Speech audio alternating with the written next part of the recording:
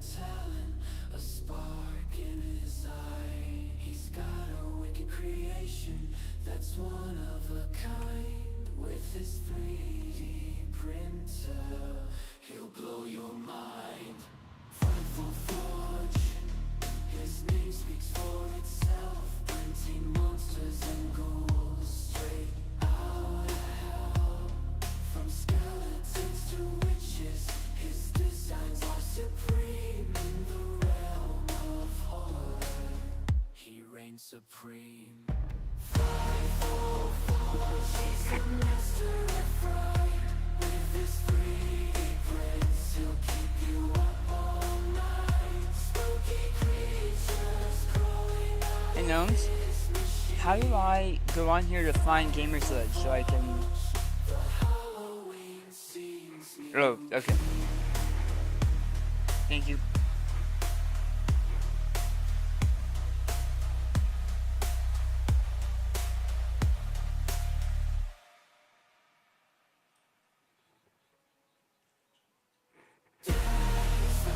Oh, will it show me when he goes live?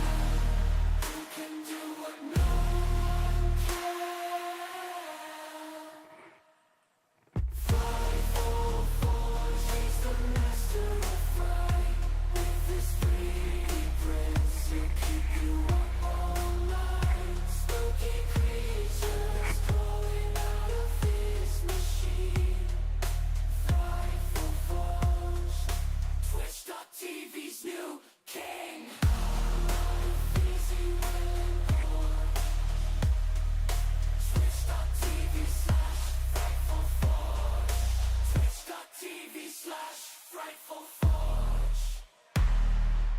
Yeah.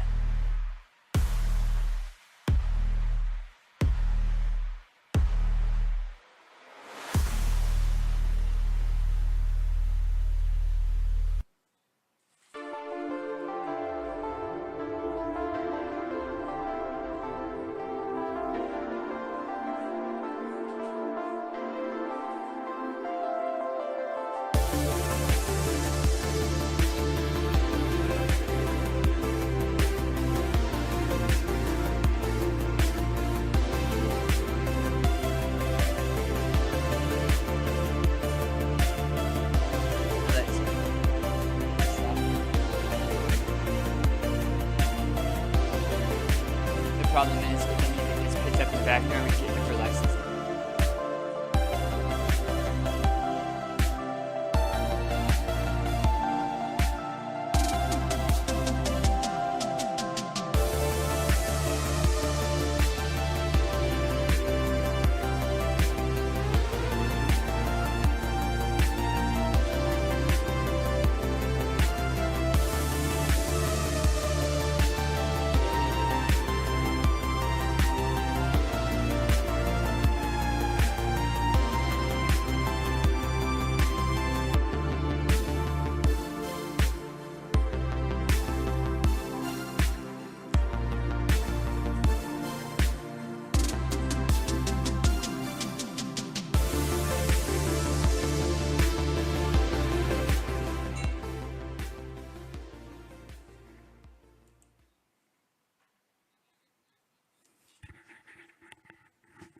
Greetings and salutations, ledgelords, ladies, and gender fluid friends of any persuasion. Welcome to Gamersledge. I'm one of your hosts, Mark,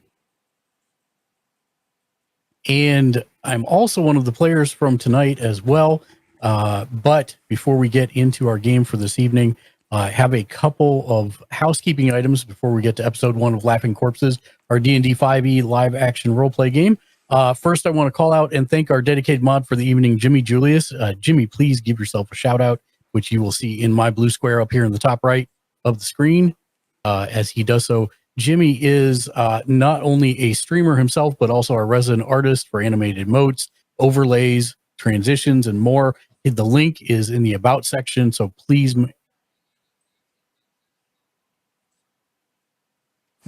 right there. Playing some Darker Darker. So make sure you check out our About page. Check him out on Twitch. For everyone joining us, nobody's joining us on TikTok yet because I didn't start it yet because I forgot. I was about to ask. That's what happens when you start talking. Yeah. Yep. Give me 1 second, and I will do that right now. This will be great radio on Twitch. Sorry, everybody. Laughing, corpses. One. There we go. And why are you not letting me go live? Auto screenshot. Oh yeah, I got to choose the topic. Yay! This will not happen next week. I promise. I will actually have this ready to go. Where is gaming or entertainment? Gaming. There we go. Dungeons and Dragons. There it is. Change. I thought that was just a part of our couch until I saw it move. When you put your head down, it goes fuzzy. No, you're good. Okay, there we go. We should be live on TikTok right now. There we go. Gamersledge.mark on TikTok should be live.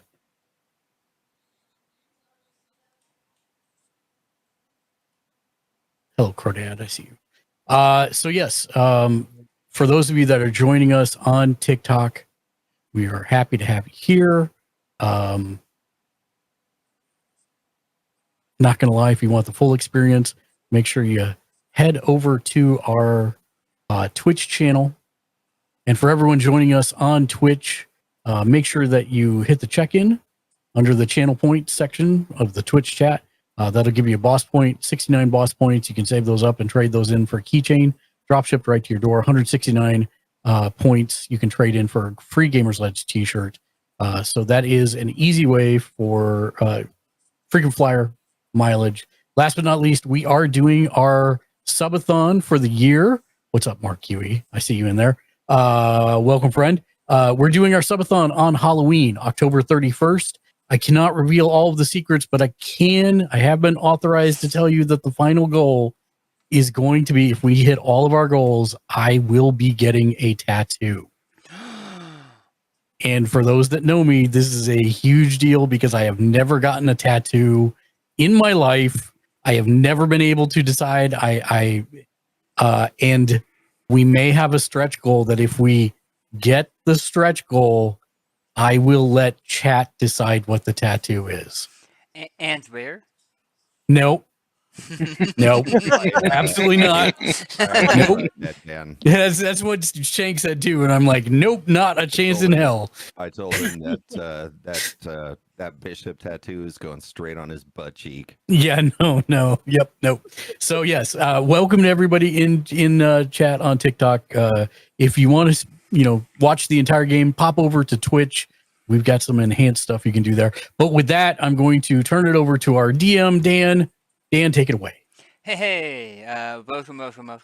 As Mark said, we are playing D&D 5e. This is Laughing Corpses, a 5e live play podcast with 8 wonderful players from all over everywhere. We also have a slew of different types of characters and different races / species that have been chosen. So we'll be getting into that in 1 second. If you are on Frightful Forge at Twitch, I appreciate you, but you'll get more chat out of Gamersledge on Twitch as well. Just because I've got a lot that I'm tracking. So, without further ado, let's go ahead and welcome you guys. Welcome my players. And let's start with Mark, and then we'll go around and have Naomi be last. Just who you are and who you're playing. Did you just starting with me? Yeah. Okay, hi. I'm Mark, and I'm playing a human chef named Nurit, or Nu for short. Hey everyone, I'm Justin. I'm playing a Warforged Ranger named Silas. I'm Travis, known as the Crodad on Twitch, and I am playing Keck, who is a Thrycreen fighter. Hi, I am Tyler. I'm playing a Bugbear Monk named Crook. Hey, I'm Shank, and I am playing Sibo Bottle Pop, the Goblin Alchemist. My name's Megan. I'm playing a pixie sorcerer named Una. My name is Andres, and I'll be playing a Harangan cleric named Arandi. You're you're muted. Which is weird because it's lighting up.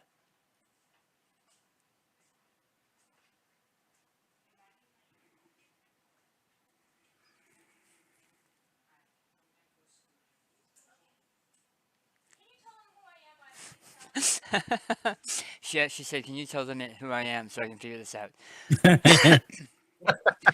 Naomi is playing Prudence, a tiefling bard that loves pie, specifically apple pie, and small children, but only fuzzy small children. In pies? No, not in pie. She's not a Oh, okay. monster. Naomi's Well, Naomi's a monster. Her character's not a Keck probably monster. wouldn't mind. All right. So as you can see, we've got characters all over the place, and each one has a unique background, and they've each had a one-shot that you can find on YouTube, on Gamersledge YouTube, that it goes into more of who they are, where they come from, and how they got to the starting point for tonight. So as we move into that. If you feel like getting to know some of these characters a little bit better, go ahead and look up any of the one-shots for Laughing Corpses on the Gamersledge YouTube channel, and you'll be able to find them. Most of them range between 3 and 5 hours, but they're good, and they go over some really neat, interesting stories. So with that, we open on a large gorge. It is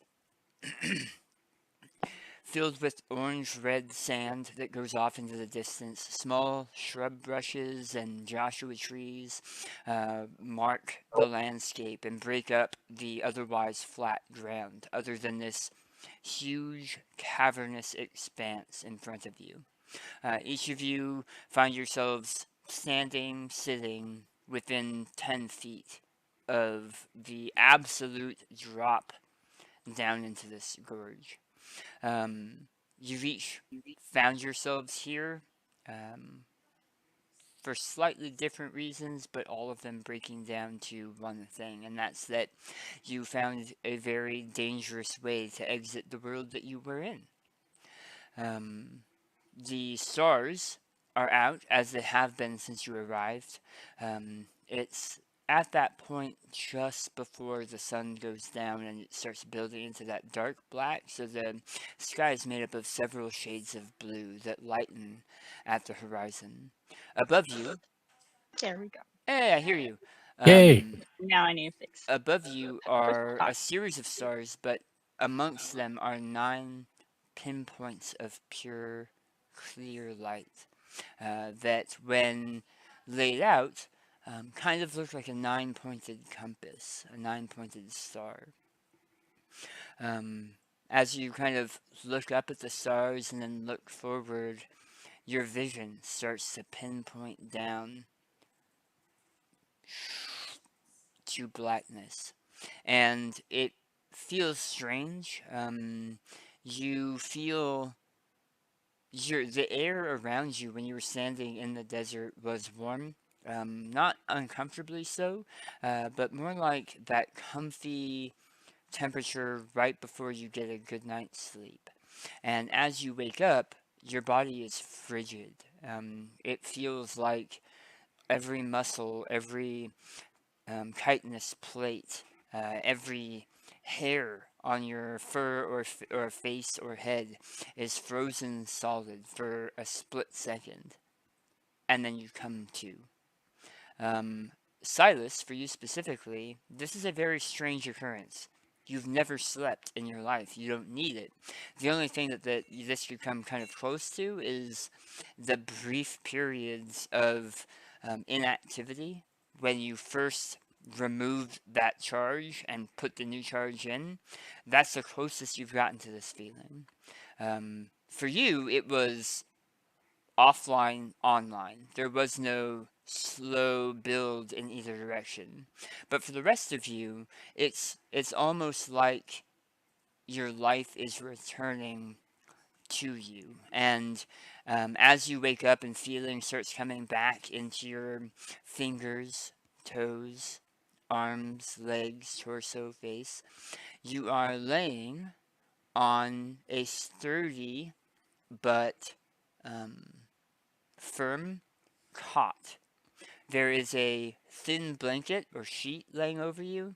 It's that you know comfortable family blanket that's been in your closet for a while that guests use when they come over. It's not quite a sheet. It's not quite a blanket. That's what's laying over you right now.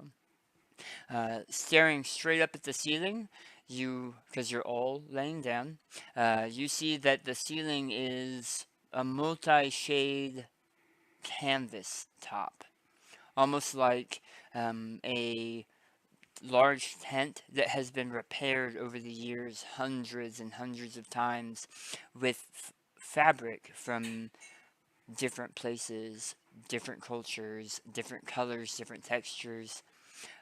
So it's this kind of cacophony of visuals right above you as you open your eyes.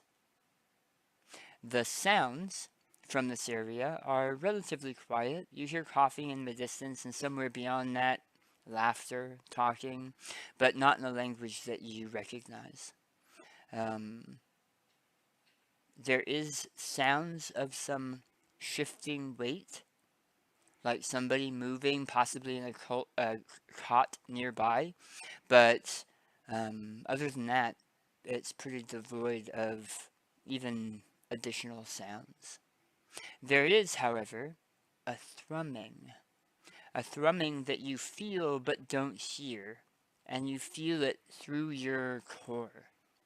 It's almost like somebody hit a tuning fork, and that vibration is merging with you somewhere deep inside. It's not quite uncomfortable, but it's definitely present.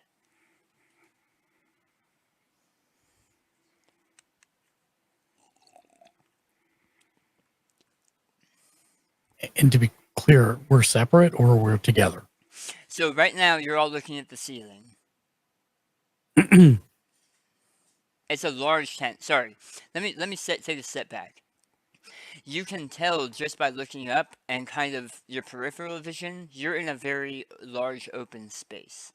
Probably Okay. 30 or 40 feet, at least to the sides. You're not sure this way, but it's a large tent. I think Keck would probably, or I, if I should speak in the first person, would probably notice and get up quickly and move like to the side so that he has like something against his back so he can see what's going on around him. Okay. As you maneuver and move, you see probably 15 or 20 cots laid out, and most of them are filled.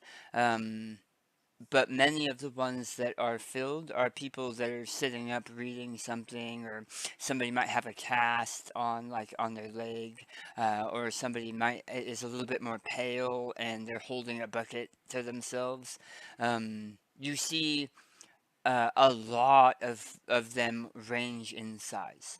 A couple are much, much larger. You amongst them. You're one of the ones that's a little bit larger. All the way down to a handful of these smaller. They're like woven baskets, but you can see there's a cot in them. And they are about the size of a large basketball, or like a weight training ball, and they're hanging suspended from the ceiling about 8 feet up. And you can see there are small forms in there as well. I'll hunch down and use my Thrycrane carapace to kind of like blend in with the side and just kind of nervously look around until I can tell what's going on. Okay. What would anybody else like to do? Sibo opens his eyes and kind of realizes that he's not where he bookmarked himself the night before. Okay. He's gonna kind of scramble to his feet and actually cautiously make his way to the door. So and as you look look around, outside. you see that there is a large open space. There isn't a door. It's open to air as people are walking by casually, talking back and forth to each other. Um, the back wall of the tent is actually, it looks like a carved stone, almost like a gem face that is shifting in colors ever so slightly. Um, so you start to slowly make your way through. I'm assuming up against one side of the tent, like you're moving so that you're kind of not making a big um, show. I mean, I'm moving directly. Okay. I'm not being subtle about it, but I'm also not like stomping through and waving around a sign and bagging a stick on a trash can. Okay. Silas, you had your hand raised. Yeah. If I'm immediately awakened, I want to detect all around me in the tent or anywhere I can see any other life forms. Okay. So as you are you sitting up? Yeah, I'll immediately sit up and scan and just get a visual. Try to As you see if any- look around, like you said, there's about 20 beds, and about 15 of them have somebody sitting in them, or in them. Period. Um, everything ranging in size, from a um, large fur-clad creature, barely hidden beneath a smaller blanket, to these hanging woven baskets hanging from the ceiling that also have creatures. Fur clad and barely. You clever dog, you. Hmm.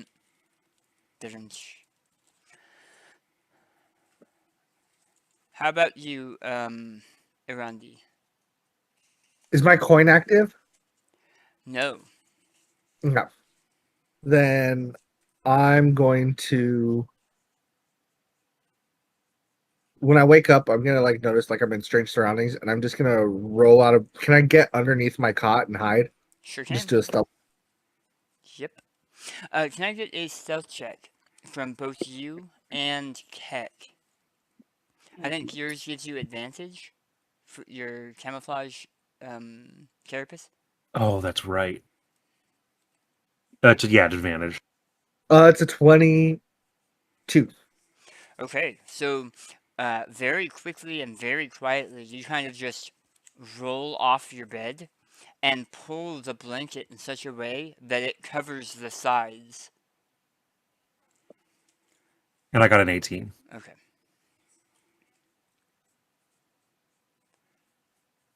How about you, Una?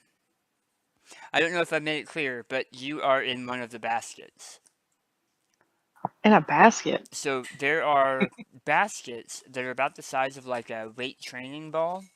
So like that. That are hanging from the ceiling. And in the basket, there's like a cot nest type thing. And there are a couple of these hanging from the roof. You are in one of them. She'll like peek over the side and be like, "Not again," and tuck herself back in. Okay. All right. All right. Sibo. Prudence. Quick question. Before all of this trip, were we together? I missed that part because I was trying to fix my Okay, so you were on the edge of the gorge, but none of you had seen each other. Okay, so there are the edge of the 15. cliff, There are 15 people in this tent. 15 beings in this tent, and you are one of those 15 beings. I apologize. There are 15 people in beds. Now that you guys are starting to move around, you can see that all nearly the same color as the sides of the tent are people moving around that are in full robes. They have masks that show no that don't have a fit. They're almost like and this is gonna be creepy, but they're almost like Victorian beekeeper outfits, where they have like a woven mask on the front and a hood, and their clothing is made, if it's not the same fabric as the tent, it's the same coloring as the tent. And just like the shifting colors that are now present from that back wall, the back like crystalline wall, those colors also shift on their clothing from that light. They're the same colors, they were hard to see, but there's 3 of them in here as well, moving about, getting people water or checking bandages. So I'll like pat myself down to make sure I don't have any serious injuries, and then call over a nurse to ask like, am I sick or was I poisoned, or like why am I here? As you speak, a strange thing happens. You're speaking the language that you have your entire life, and you know you are because you can hear it. But underneath that, it's almost like you're hearing a second language that's being spoken in your voice. As I hear her Painkillers. speak out, Yep. I'm gonna. As I hear her speak, my head snaps around and kind of looks in that direction, and I kind of tuck myself up against the side of the tent. Okay. As Prudence kind of raises her hand and makes a point to draw attention, Summons the help. you see the 3 nurses kind of look to each other, and then one of them goes and grabs a pitcher and a glass and starts making their way across the tent floor towards you. Karuk. I think I'm just gonna sit up and look around. I'm not in any hurry to get up and move around the room yet. I imagine that's what Shank was just doing. Mm-hmm. Yes, except much larger. Yeah. And I have a firebomb in my hand. Yeah, all of you see the elephant in the room, and that's the bugbear that just sat up. Not that. Oh, the bugbear. Okay. I'm not an elephant bear. In comparison to the rest of the people here, you are by far the largest. And you kind of stretch and look around.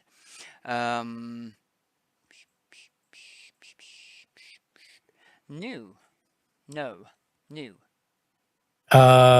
So my questions for the moment are: what was am I wearing my clothes? Because I seem to think from your description I'm not. So, that is a very good question. Within reason, you're all wearing the clothes you were wearing when you died. Oh, okay. Or were plane shifted. When we died? When you Died died. is an important word. Or when you were plane What? shifted. Or when you traversed the locations. Wait a minute. I must know something. Who are we? Where are we going? And why are we in these handbaskets? It was just a dream. Oh. Yeah, chat's already going rip. Quite literally. Yep. Effing chat for all the party members. So Lost all over again. Yep. I'm going to. Okay. So if that's the case, I apologize if that was a surprise. I thought it was Everyone roll a new character. Yeah. No. Yeah. I'm going to. I thought after 20 years, you ran these games a little different. You run them a little different. I'm gonna like poke my head up and look around and see what I can see. So as you kind of are you still laying down, but you're just looking around? Yes. You see almost everybody that has moved. from the group. You also see a couple people that seem to be getting over a hangover, or maybe they're ill. You see one person in the corner that has his leg up, and it's tied up to some kind of contraption that essentially is keeping him immobile. Let me see. Give me a perception check. Yes, absolutely. I must move some windows to facilitate this. I'm sorry, Sibo. I need a stealth check from you, please. Nope, not that one. Because I wasn't trying to be you're stealthy. kind of trying to hide up against the side of the tent, right? Oh, yes, at that point, correct.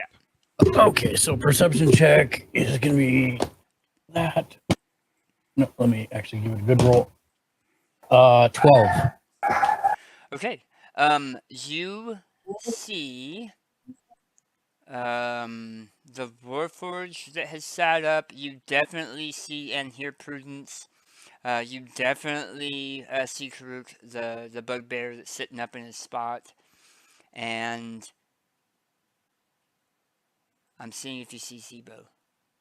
He absolutely sees me. And you see a goblin who's trying really, really hard to be sneaky, except he's wearing dark colors and his skin is a dark green and he's up against a tan tent.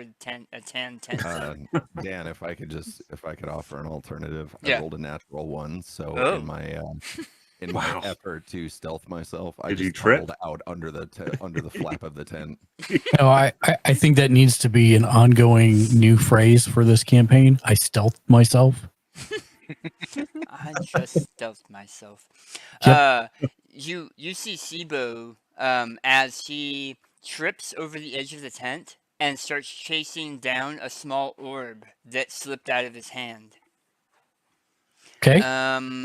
You don't see. No, come back here. You don't see Una, who's still in bed. You don't see an empty bed, which is a Rondi, and you don't see Keck, who has stealthed himself the right way. Yes, And so Silas.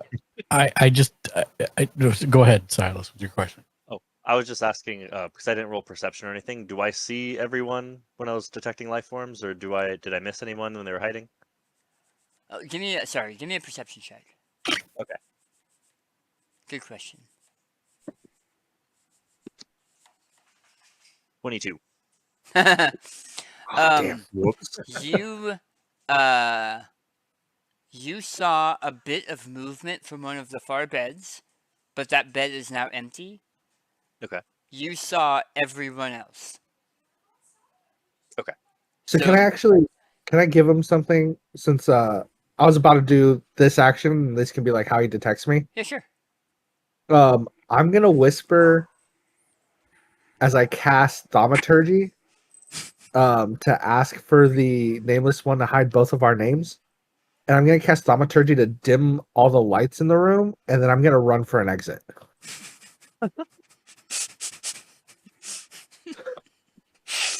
I'm not about to get caught up in whatever this weird cult is.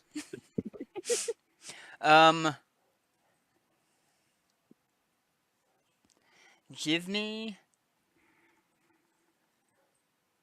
You definitely see that, Silas. That was a really Okay. good roll.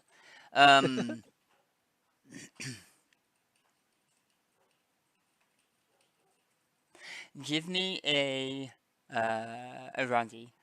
Give me a athletics check and a stealth check with advantage because you are causing a distraction. All right, so here's my stealth check. 16, Okay. and then my athletics check, which I don't think is good.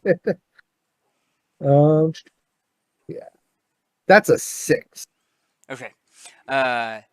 Almost everything you wanted to happen happens, and I'll circle back to you in a second. I think we were Mark. You had one more thing you were saying. I did. I just want to confirm the last thing I would have remembered would have been talking to the kid on the picnic table near the edge of the cliff, correct? Correct. So then I'm just going to put my head back down very carefully and close my eyes and think about the sequence of events that have led me to this point, and I'm going to be doing that for a while, most likely. Okay. What did I cook that got me here? No, I know it was the mushrooms. I shouldn't have gonna say, used do you put those mushrooms in that? mushrooms. Yeah. Mm.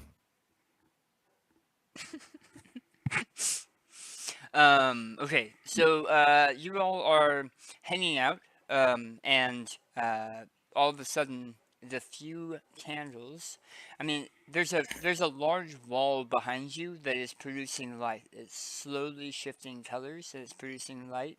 There are a few candles set out here and there. One of them is using a candle. One person's using a candle to read, but the tent opening, the tent flap at the opening is a fairly large opening, and it is daytime, so there's light coming in. All of a sudden, the candles blink out, and it's almost like the wall behind you dims, but doesn't dim. It's got to be a trick of the light, and you hear kind of a whisper as something moves towards the back of the tent, and as it gets towards the front, it collides with the goblin who is bending over, tracing after this ball. The Sibo, you grab triumphantly at the bottle in your hand as you get hit with 90 miles per hour of giant rabbit, a herring gun. Both of you spill out into the light of the Radiant Citadel. And let me describe for you what you see. I need to go From an here. observer's point, like from the rest of us, did I just see a goblin like fall and tumble with the herring gun and just like everything went dark? Everything didn't go dark. It kind of flickered, and people were looking around and looking at the candles that just went out. But soon, both the goblin and the herringon are standing outside in the daylight. Does everyone see this image? Yes. Yes. Okay. So, the House of Convalescence is right here. You're all in this large tent. I want to make sure you can see where my mouse is indicating because I checked earlier. Okay. You're all in this tent, which is a large tent. The back wall is actually the Auroral Diamond. It is a huge skyscraper-sized drifting gemstone that is cut through the center of land, of terrain. And you are right about here.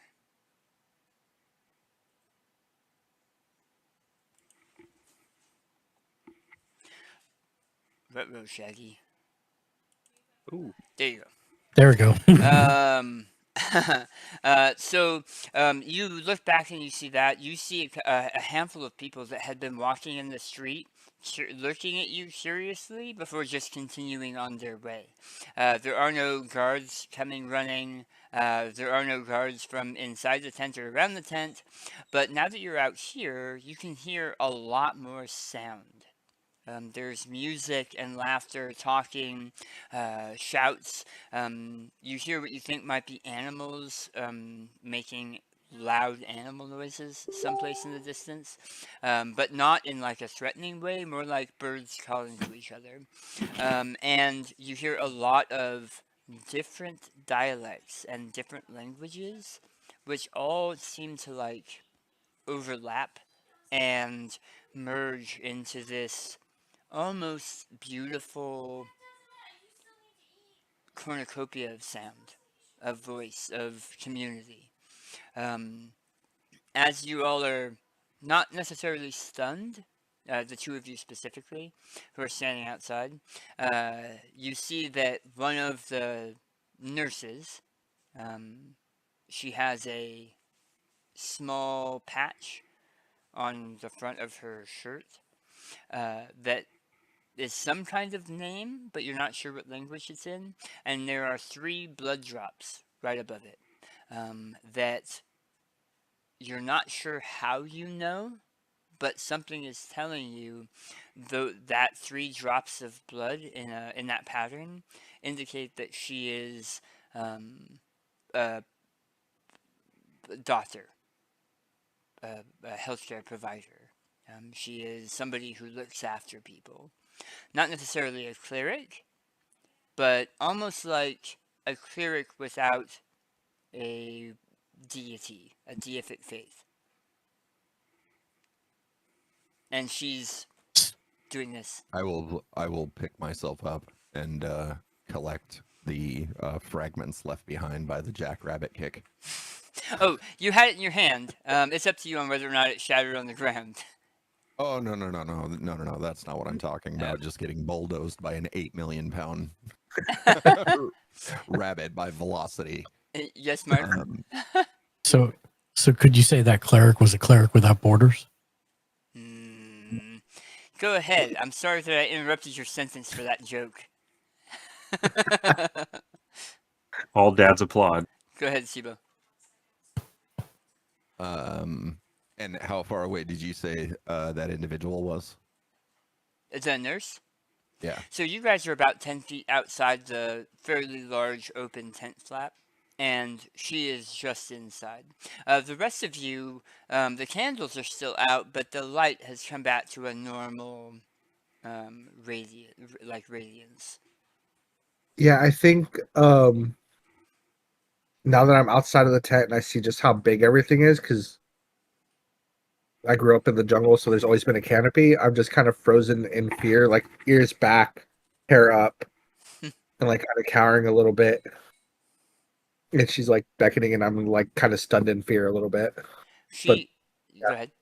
She's gonna walk out and offer her palm, like gently, to help like bring you back inside. Yeah, I'll follow in. As you guys, I'm assuming Sibo that you're coming in as well. I will, but kind of trepidatiously. I'm gonna secure the bomb that I had just to my belt. Okay. But keep it right next to my hand just in case. The only humanoids like this that I ever trusted are nowhere to be found. So the nurse that brought you guys in sits you down on just the closest bed. It's not a bed that you were in originally. You do note that your gear that wasn't on you was sitting next to your bed. And not like your explorer's kit, or get to that in a little bit, but like weapons, armor, shields, pouches. If you had bombs that weren't like in something, they were just hanging from something, they're actually sitting in a basket to the side of the bed you were in. And that goes for all of you. They laid you down as comfortably as they could, and anything that looked like it might be a discomfort was set next to your bed. I'm gonna put it that way. As you are sat back down, one of the other people in robes, it's a larger figure,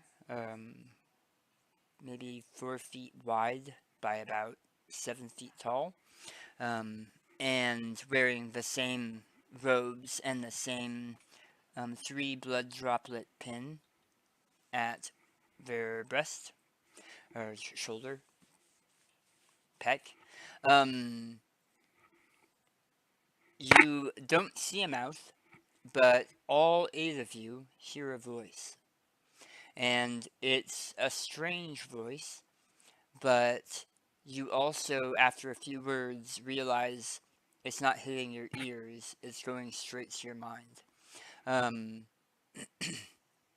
Keck, this is different than the telepathy that you've used before.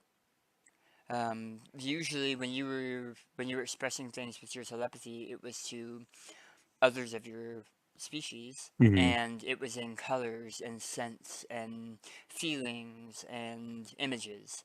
This is coming to you in almost a spoken word, except that it's in your head. Um, the voice says, "Oh yes, correct." Is this kind of like when the Lost was talking to Kuruk when he was floating around? Do I get the same sort of vibes? You get the same kind of same type of vibes, except that was um, more of like a divine voice, Hmm. where this doesn't have that same power behind it.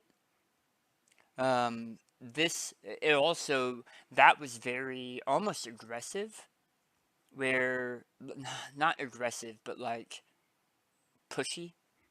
Hmm. Where this is very like trying to calm the lion in the lion cage. And the voice says, "Please, patience, understanding. Time will bring understanding." And as you're hearing the voice, it's coming to you in your native racial language, as well as a different dialect. And so they're almost overlapping, and you're hearing both in your head as this is going on. It's a strange feeling, but you're all picking up on it. It's not hard to understand. It's not hard to get. And they say um, the nine-pointed star. The nine-pointed star connects you like heroes of old. And he says, "One moment, please, one moment." And he has both of his hands up, like asking for essentially patience or to wait one moment. And he walks out, and the other two that had been walking around are walking over and handing cups of water. One of them was standing next to you, Prudence, getting you a drink of water. And while you had been asking questions, they weren't responding to you because you were asking questions, correct? Yeah, I was like, kind of, why are we here and stuff? So Yeah, they weren't replying to you. They were just handing you a cup of water. All of the stuff that's happened was pretty quick too. yeah, Yeah. I figured. I'm just gonna get my water and start packing stuff up, getting like my stuff together while I'm listening to them talk about a nine-pointed star in my language and another language, and wondering where I can get these pain meds for future reference. Because this still seems quite surreal at this point, so I'm just gonna do what I know and get my stuff together. Because whatever I'm on, it's weird. Can I have everyone? I'm looking around. Yeah, everyone make a perception check, please. I got 19. Okay. I also rolled a 19. I didn't got a see anything. I I got a rolled a 5. 20. roll to roll the 20. Okay. 9. Okay. Randy? 17. Okay. So if I heard correctly, the only people who got under a 10 were Naomi and Tyler. Is that correct? Okay. The rest of you, especially those who are not wearing coverings on their right shoulder, as you're looking around, you note you have a mark on your right shoulder, on the front of your right shoulder. And it is probably the height of a dollar bill, and it is a nine-pointed compass in softly glowing light, as if somebody tattooed you there with UV ink, and then you had like a black light on it.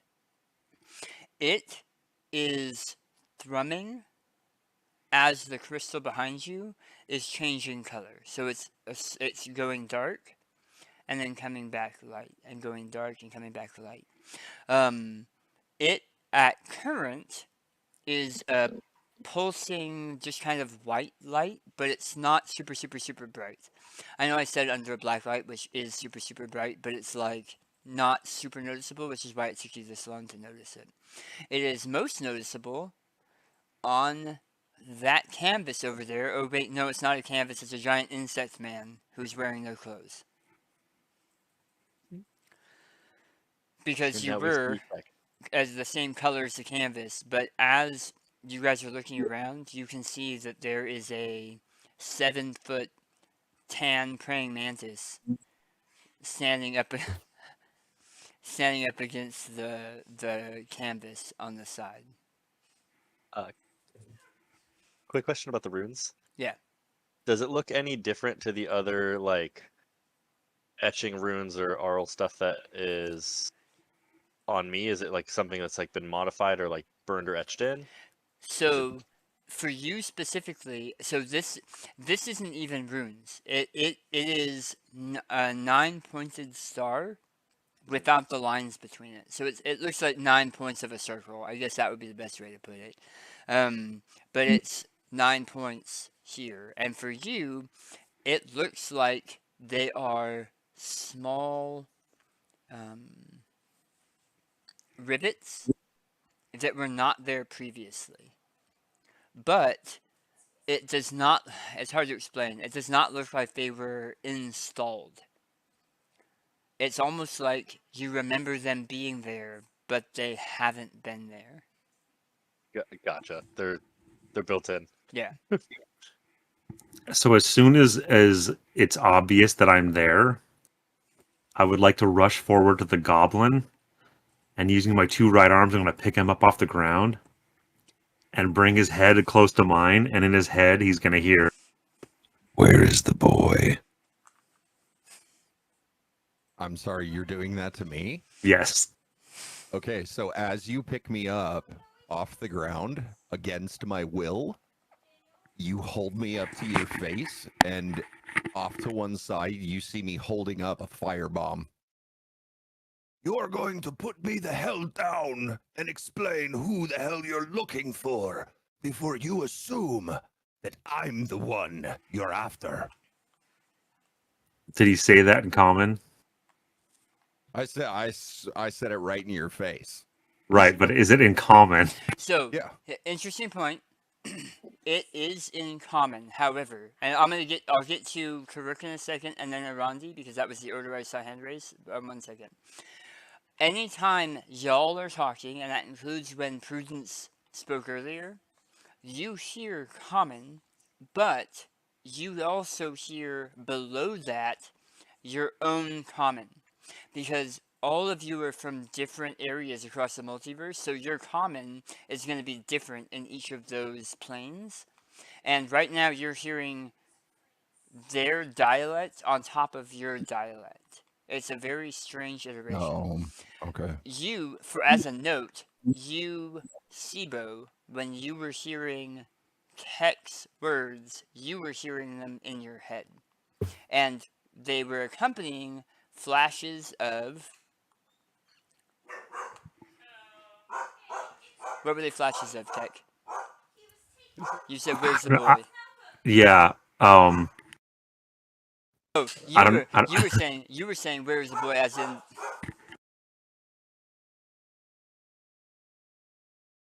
You were talking about the boy from the gorge. Yeah. Okay. You got flashes of that same blonde, blue-eyed boy from the gorge when he said that. Karuk, you had something. I just wanted to see, because I had got that bracelet, right? Was it the same pointed star that is now on everybody? Yep. All right. That's it. Yeah, we're good. I've accepted it. Nice. I've accepted it. And Arandi. Sibo, you look like an older goblin. I look like a mature goblin. Cool. It's not gonna be disrespectful. All right. I'm gonna cast Bane on the Thrycreen, the Bugbear, and the Warforged because those look scary. And I'm gonna run up to Crick and tell him to put the Elder down. Okay. Yeah. My antennas are going to be going crazy, and I'm Oh, I going to need slowly with lower. Bane saves, I think. Well, Oh yeah, you need us to what roll does saves. what does Bane do, and what does your Bane look like? So up to 3 creatures of my choice. Blah blah blah. Whenever the target fails.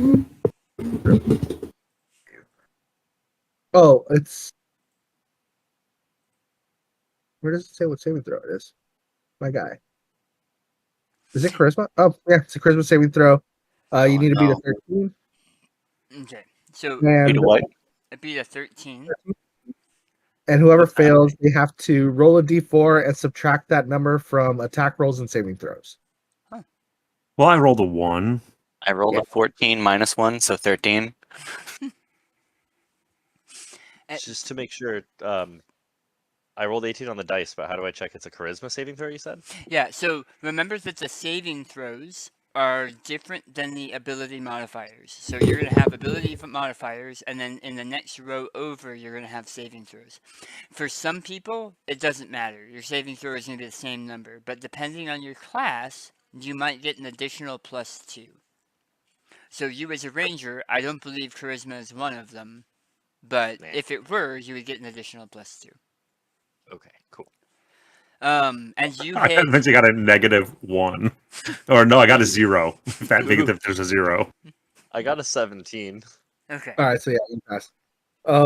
my charisma's -1. It would be me like grabbing the Nilbog staff and like biting my thumb to draw that bit of blood Mm-hmm. that's needed for the spell and like spitting it. Okay. And then, yeah, So when I tell them to put the Elder down, it's in Goblin. okay. I listened to him. Before all of us suffer a fate I am more than prepared to meet.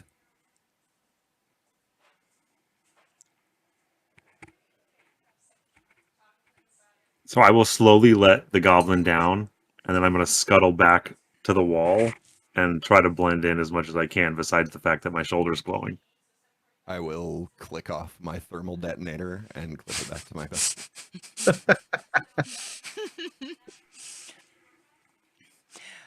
As you are slowly lowering him to the ground, and I'm gonna say that bane on you, Keg, it presents as like almost like a rage behind, where it's that type of rage where you start making mistakes, right? And you can feel that in yourself, where if you push yourself right now, you're gonna start slipping up somewhere.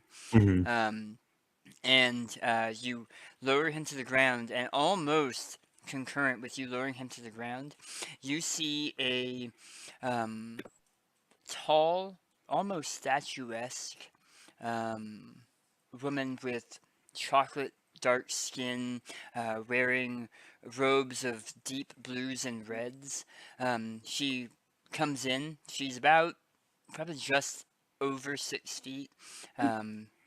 Dark gray and white hair pulled tightly back in a bun, but she exudes this confidence, this power. And she says, go ahead. As he sets me down on the ground and she walks in, I mutter under my breath, "What kind of clinic is this where the cockroaches assault you?"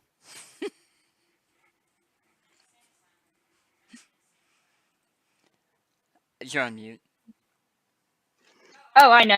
Just in my head because I'm fairly certain that my character is convinced that she is in an insane asylum now. Mark? I just wanted to know if you got my text. Oh. Did you get that thing I sent you? Did you get that thing I sent you? Okay, just to clarify, I am watching a herringon and a assault Assault cockroach. Yeah, Silas? that was part of the wall. I also saw Goblin wrestling with the herring gun, and they're just pure chaos, right? I just want to make sure that I'm setting the scene from my perspective. And the way I like to picture it is, she had been handing out water, you requested tea, so you're sitting drinking a cup of tea as this stuff is happening around you. Yep. Silas, can you do me a favor and roll a perception check, please? Yes. Actually, you know what? I'll do you one better. Let's start with Arandis, and we're gonna go around the circle, and I need to know your passive perception. Let's do it that way. That way, I don't have to ask for perception all the time. But we'll start with Silas because I asked you, and then I'll go to Arandi. Your so passive you won't- perception is going to be at the bottom of your skill, usually at the bottom of your skill rows. If it's not listed there, it is 10 plus your perception. Oh, the passive wisdom. Okay. 10. So 10 plus perception. And that's 10 plus my perception skill. 10 So plus 15? your that is yeah. If your perception is 5, then it would be Yes. 15. Cool. Yeah. That's what we got. Okay. Irandi. 15. Are you saying 20, Mark? Yes. Okay. Ooh. P15. Jeez Louise. Wow. That's crazy. That's Yeah, really that good. is- I know why too. He doesn't want to make sure he doesn't want to miss a step in those ingredients. Una. It's 10 plus the number next perception in the skill Yeah. list. Yep. Mm-hmm. Oh, 12. 12. Sibo. 10. Okay. Karuk. 13?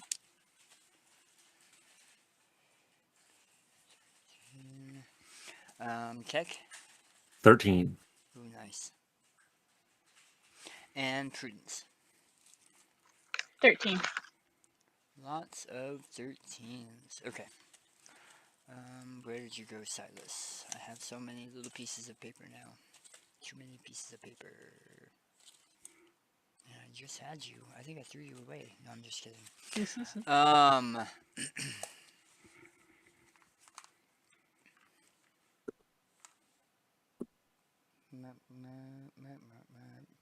I am gonna have to figure out a better way to do this. Or I'll just have to, right before we play on Mondays, I'll have to send all of you individually a single message so that you're all up at the top of my chats.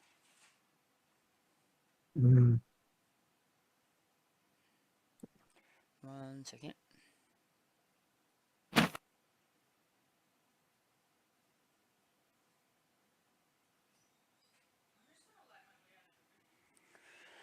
Okay, Silas, I sent you a message on Facebook. Okay. Okay. The rest of you see this woman kind of walk up to the entrance, and she's giving you the grandmother you did bad stare, specifically to the kind of kerfuffle in the front that was just the chaotic kerfuffle. And she says, "I was hoping heroes would have better sense. You are I was the hoping hero." that waking up in a clinic, I would not be attacked by the local vermin. I can tell you he is no vermin. He's exceedingly rare. He's But- going to be even more rare if he touches me like that again. And in your head, you're going to see an image of fire. And I just turn and wink at you.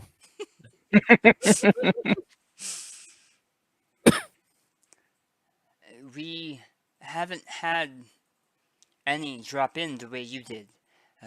All of you. And she looks around the room, pausing at an empty bed, but seeing all of you where you're currently sitting. I picture Una at this point kind of peeking up over the edge of the basket, unless you're just straight out and asleep. Yeah.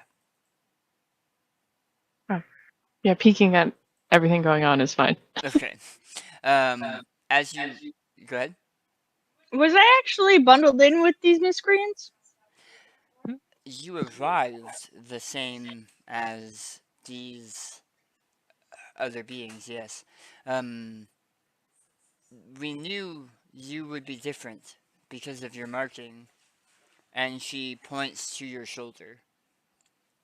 You see that the shawl that you had on, Prudence, has slipped off of your right shoulder, and you see 9 glowing dots. Okay, who do I need to talk to? Because I did not allow this. I did not approve for tattoos while I was asleep. Very That few. is, Go ahead. this is just very unethical, and I need to know who I can talk to about this. Very few are not surprised when chosen by the gods, or fate, or random luck. Correct. Do I see the crystal wall at the back? Yeah, it's hard to miss. Yeah. All right.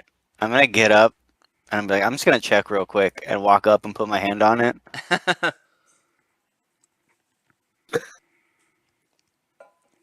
Fair point. I hadn't considered that. You stand up as she's kind of raising an eyebrow, and you put your hand on the wall, and it feels warm to the touch. But as Mhm. each of these colors shift, you get a different feeling of home. If the idea, the concept of home could be broken down, right, across the planet Earth, and each different culture had a slightly different view of what it meant to them, that's the feeling you get each time those colors shift. Hmm. You don't hear a voice, you don't Mhm. get transported somewhere else, Mhm. but you do get those feelings that kind of shift through you as that happens. Also, as you recall, I said that there was like a thrumming from that tuning fork like vibration. Mhm. You're feeling it in your fingernails, like it's booming through your entire body right now as you touch this giant auroral diamond. All right, cool. I'm gonna take my hand off and be like, well, that was a lot better than the previous 2 times. And I'm just gonna go sit back down. I Again, I really don't think I belong here. I would say that some of you probably will continue to feel that way for a while. But you have performed a miracle here. When each of you arrived, you were very injured. Some of you either at the point of death or just past it. But somehow, laying here for a handful of hours, you have healed all of those wounds.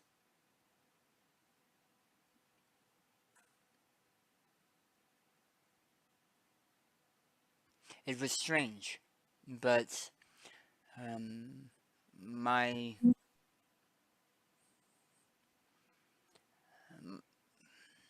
my volunteers here have watched you overnight and watched wounds close, watched color return to your cheeks, watched fur grow in places where it had been burned or damaged. Um, some of you should be dead. All of you may have been, if not for whatever graces dropped you here. We have stories of other people being dropped at our doorstep like this. The Radiant Citadel, and she turns and indicates to everything around her past the opening of the tent, was lost to us for a very long time.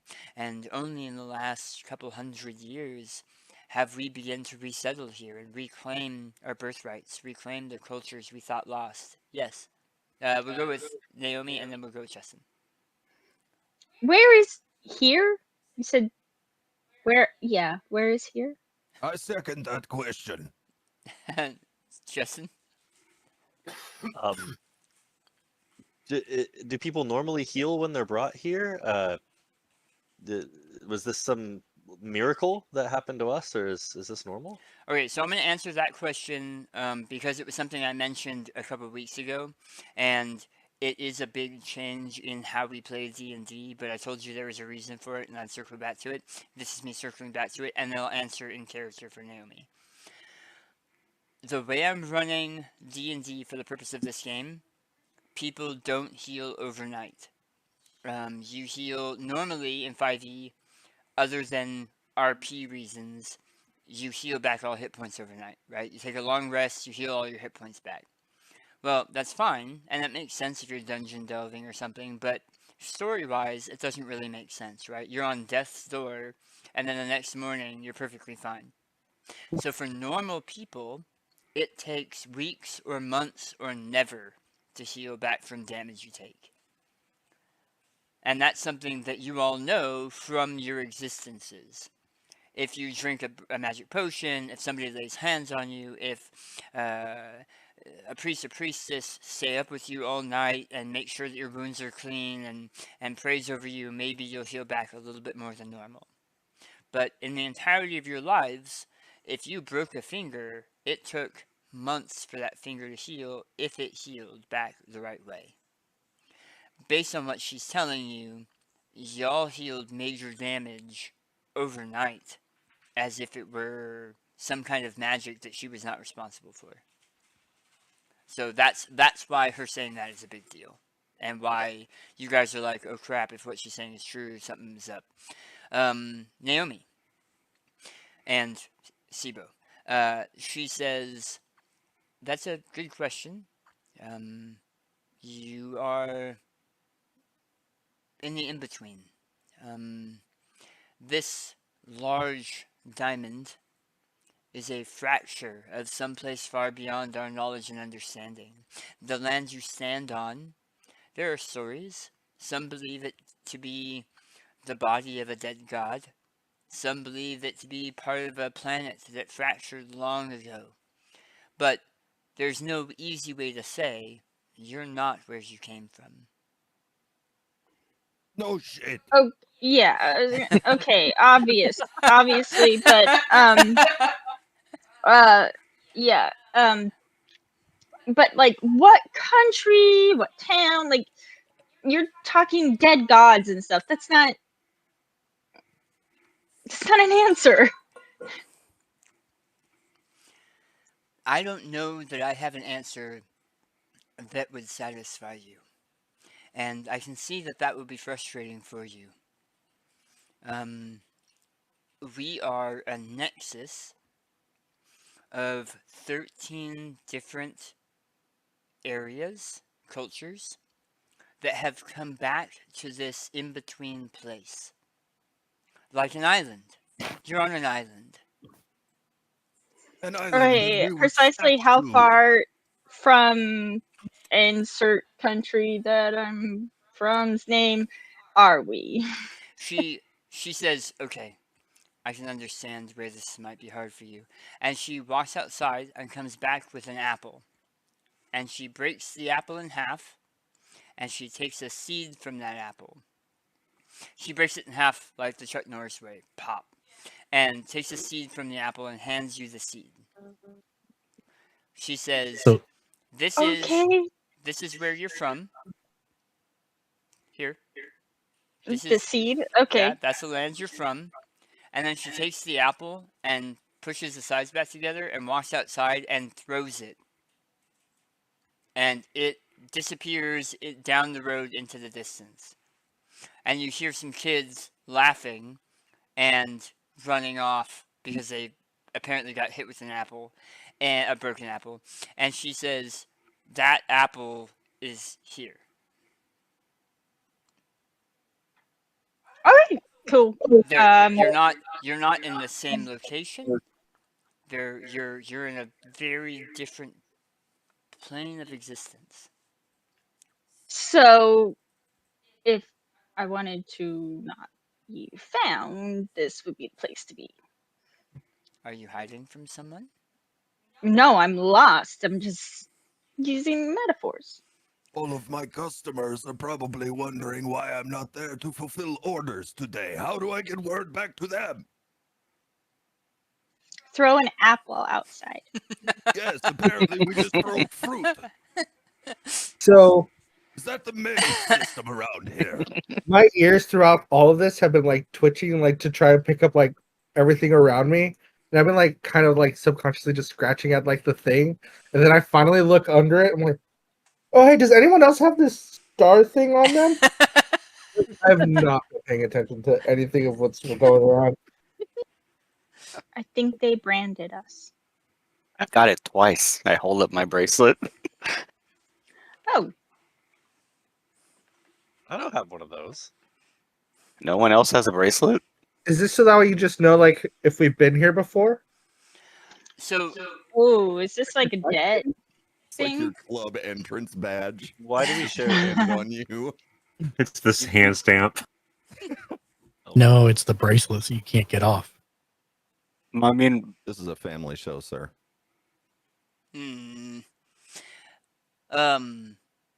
So much has been said.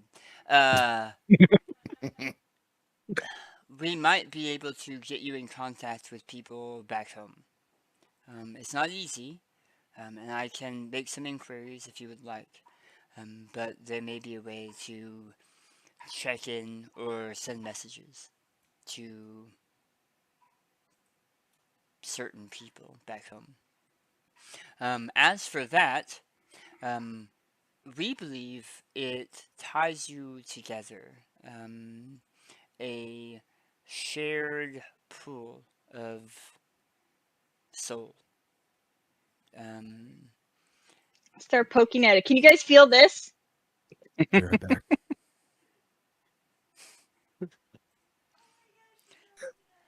The we haven't seen them here at all. You won't see that on anyone else here. But it did allow us to recognize what was happening to be able to get you guys what care you needed.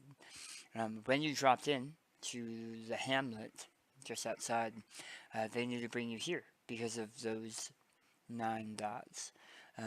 It's been thousands of years, but there was a story back from when the Radiant Citadel was populated the first time of heroes that had been called in to help set things right. And we believe you to be, if not the iteration of those heroes, new heroes.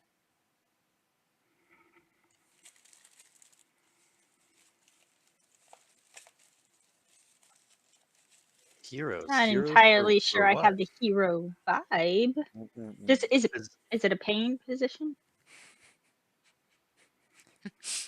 What were you saying, is- Chuck? is- I was asking, like, heroes for what? Is there a danger? An evil? What faces us? I, I, there, there can be pay, yes, and many that require the jobs done will be able to pay in one way or another. I'm sure of it. The dangers, that is a more complicated question. As we are the crossroads of many of these different areas. Occasionally, things come up in those areas from our homes. People that were supposed to bring supplies, or family members that we're going to contact that just don't show up. And occasionally, it will be items like that, things that we don't know or that we are trying to figure out. But as always, it'll be your choice. I'm not going to force you. I can't send you home, not with the magics that we have here, but I can help you to the best of my ability. We can help you to the best of our ability. I am part of the speakers, the people elected to represent the 14 countries, the 14 planes. Cultures that are mixed here.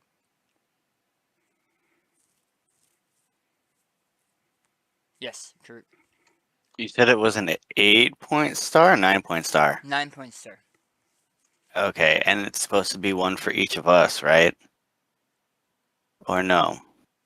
And yes, I guess. All right. I was just curious because there'd be one more, right? Is there another one? Are we waiting on somebody? Wouldn't there I'm be like- 2 more? Oh, you're right. You? I've got another one. What's up? Ah,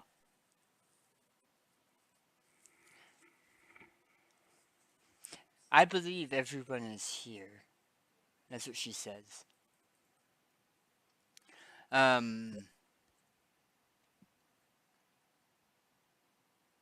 So when she started talking and she mentioned that like she could get into contact with people, I walked over to my bed and started writing.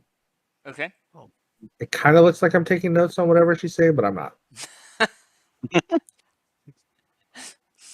Okay. She I'll tell you what the letter is after I figure out what the letter is. Yep. And that's absolutely something we can do on screen or off screen. If there are messages that you want to find that would like to get back to people, or vice versa, we can figure that out. That's not a problem. She says I can get you a guide if you would like. To show you the Radiant Citadel, or areas that you would like to explore. There is a few locations of note that I think would be really interesting for you, to try to find your way. I wish I had better answers for how to get you back home or how things are there, but I don't know when or where you're from.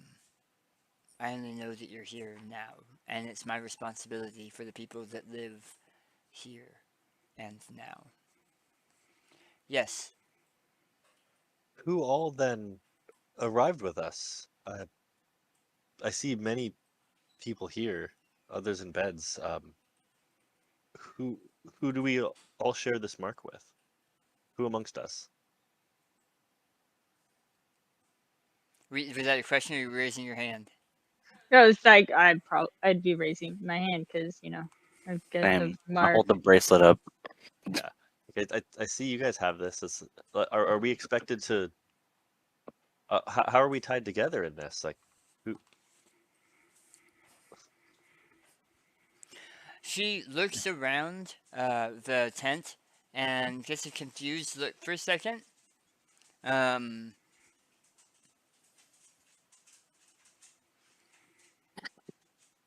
And she's looking around, looks confused at an empty bed in one corner, and says, "It's something I'll have to look into, but." And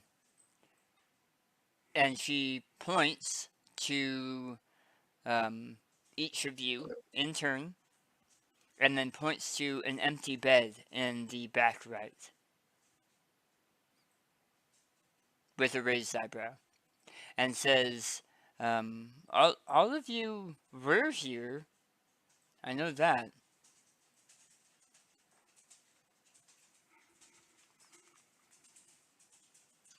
Like mostly everyone's out of their bed, so whose was that? The bark. Someone's coughing in the background. That's what that is. Somebody coughing in the background. Nice. Um, I I've not been. I can't say I know all of your names. You were unconscious or dying when you got here. But I know that we counted the marks on your arms, and there were all of you were here. I have not had a Okay, but designated master in a long time. I am called Silas. Silas, nice to meet you. I would be happy to be designated with a new task, seeing whatever that may be. She raises an eyebrow and says in a dialect you don't quite understand, but it is there's power behind the word, but the power doesn't call to you, and the word is stand. Are you sitting? I'm sitting up. Yeah. Okay. The command is stand now, and you can tell that it's not a command for you. And you seem to be the only person that heard it. I will hesitate and like look around. I guess I'll stand anyway, but But you do it after a beat. yeah. After a Okay. bit where I'm like, I can tell it's not for me, but no one She else is says- moving, so I'll stand up. She says, interesting. Good. I was hoping, after you talking about masters and commands, I was hoping that you weren't one of those golems or creatures that could not think for themselves. I have been fortunate enough to have been granted identity. While it's still new to me, but I can decide on my own my actions. Although that was very clear, your directive. Still, I have seen many that sadly could be mistaken similarly as you in shape and form, but did not carry with it a soul, a sentience. The way that we watched last night pieces of you be put together, seemingly on its own, as if you too were healing, we were hoping that you would be of sound mind. So that was a test, because golems and the such could not even pose or stop.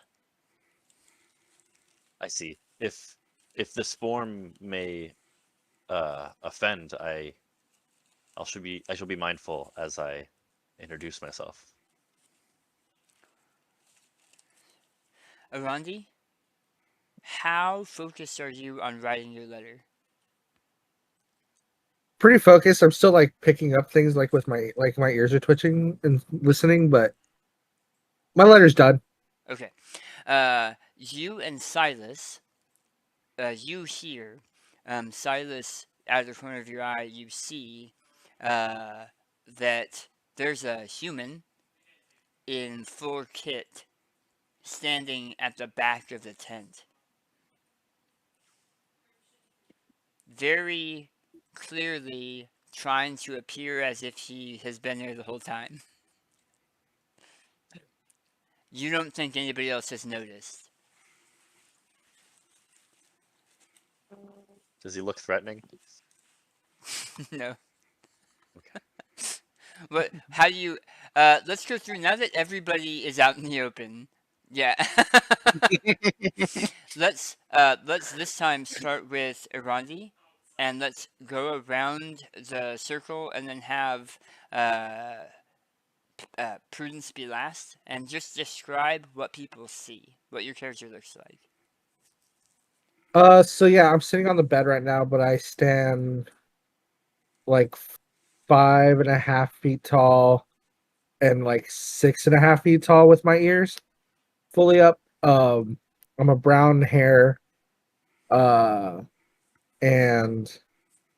I have these like really bright hand woven clothes and a poncho with like the front swept over like my shoulder, and that's like this really bright orange, and it like goes through like different colors. Yeah, that's what I look like. Okay. Una? She's tiny and wearing like a black dress and kind of glowing and has like curly horns and dragonfly wings. Okay. What skin color is Una? Oh, I wanted her to be like a gray tone. Okay. Sibo. Sibo is a goblin standing about 4 feet tall, dressed in kind of quality but still semi-rough hewn clothing, and has belts and a bandolier that are covered in little vials. Some things look like the explosive that I had earlier. Just a bunch of what look like alchemical tools kind of jingling in pockets, hanging off of loops and stuff. Kind of a rich green skin, black hair. Yeah, looks like he's seen some ugly stuff, but is still kind of hardened to it. Okay. Karuk. So basically, just a very large, very brown, sharp-looking, pig-nosed kind of dude just hanging out. Not a whole lot of clothes on, bare minimum flaps from the Goblin times. That's about You it. mean bugbear minimum flaps? Yeah, exactly. Bugbear minimum flaps. That I slaps. also, as an aside, I want to add that once Una comes out of her basket, you notice that I'm looking amongst everybody, but I look at you a hell of a lot more than everybody else. And it's not like malice or anything, it's more like I almost look fascinated.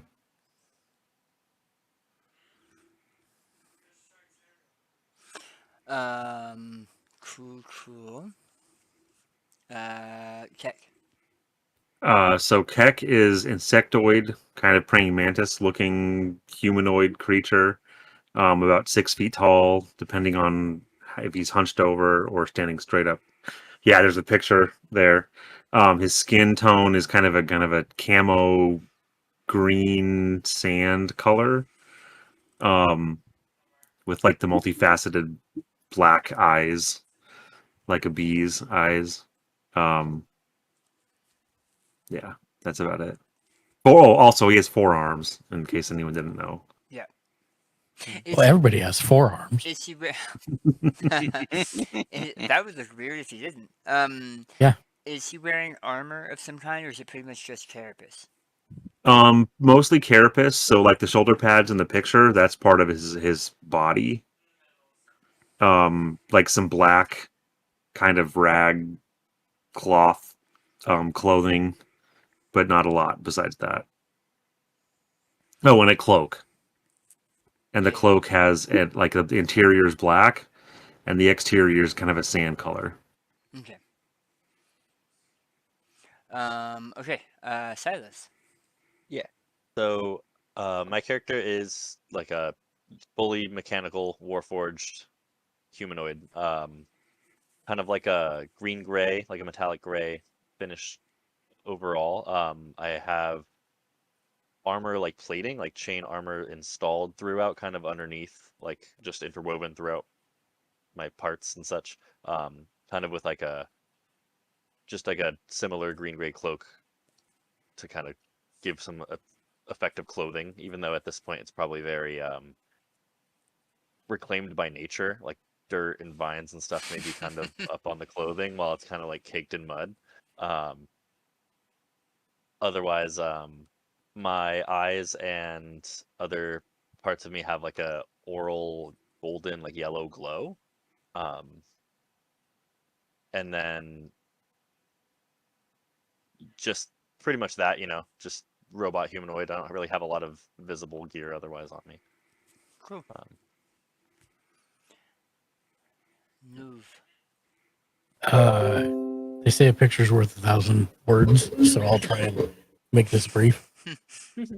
He's currently standing at the back of the tent in a pose of like he's trying to be stealthy against the canvas, and it's not working. Especially since he's wearing white and purple. against sandy canvas, and the gold buttons glint in the light that are up and down the front of his chef's whites. He's fancy. Yes. Very very well manicured goatee, brown hair. That's it. Prudence. Okay, so I remember the reason originally we described Prudence as a lot more goat-like, but I, did a little changing. Tiefling, fairly tall, probably like 5'10", 5'11". She has like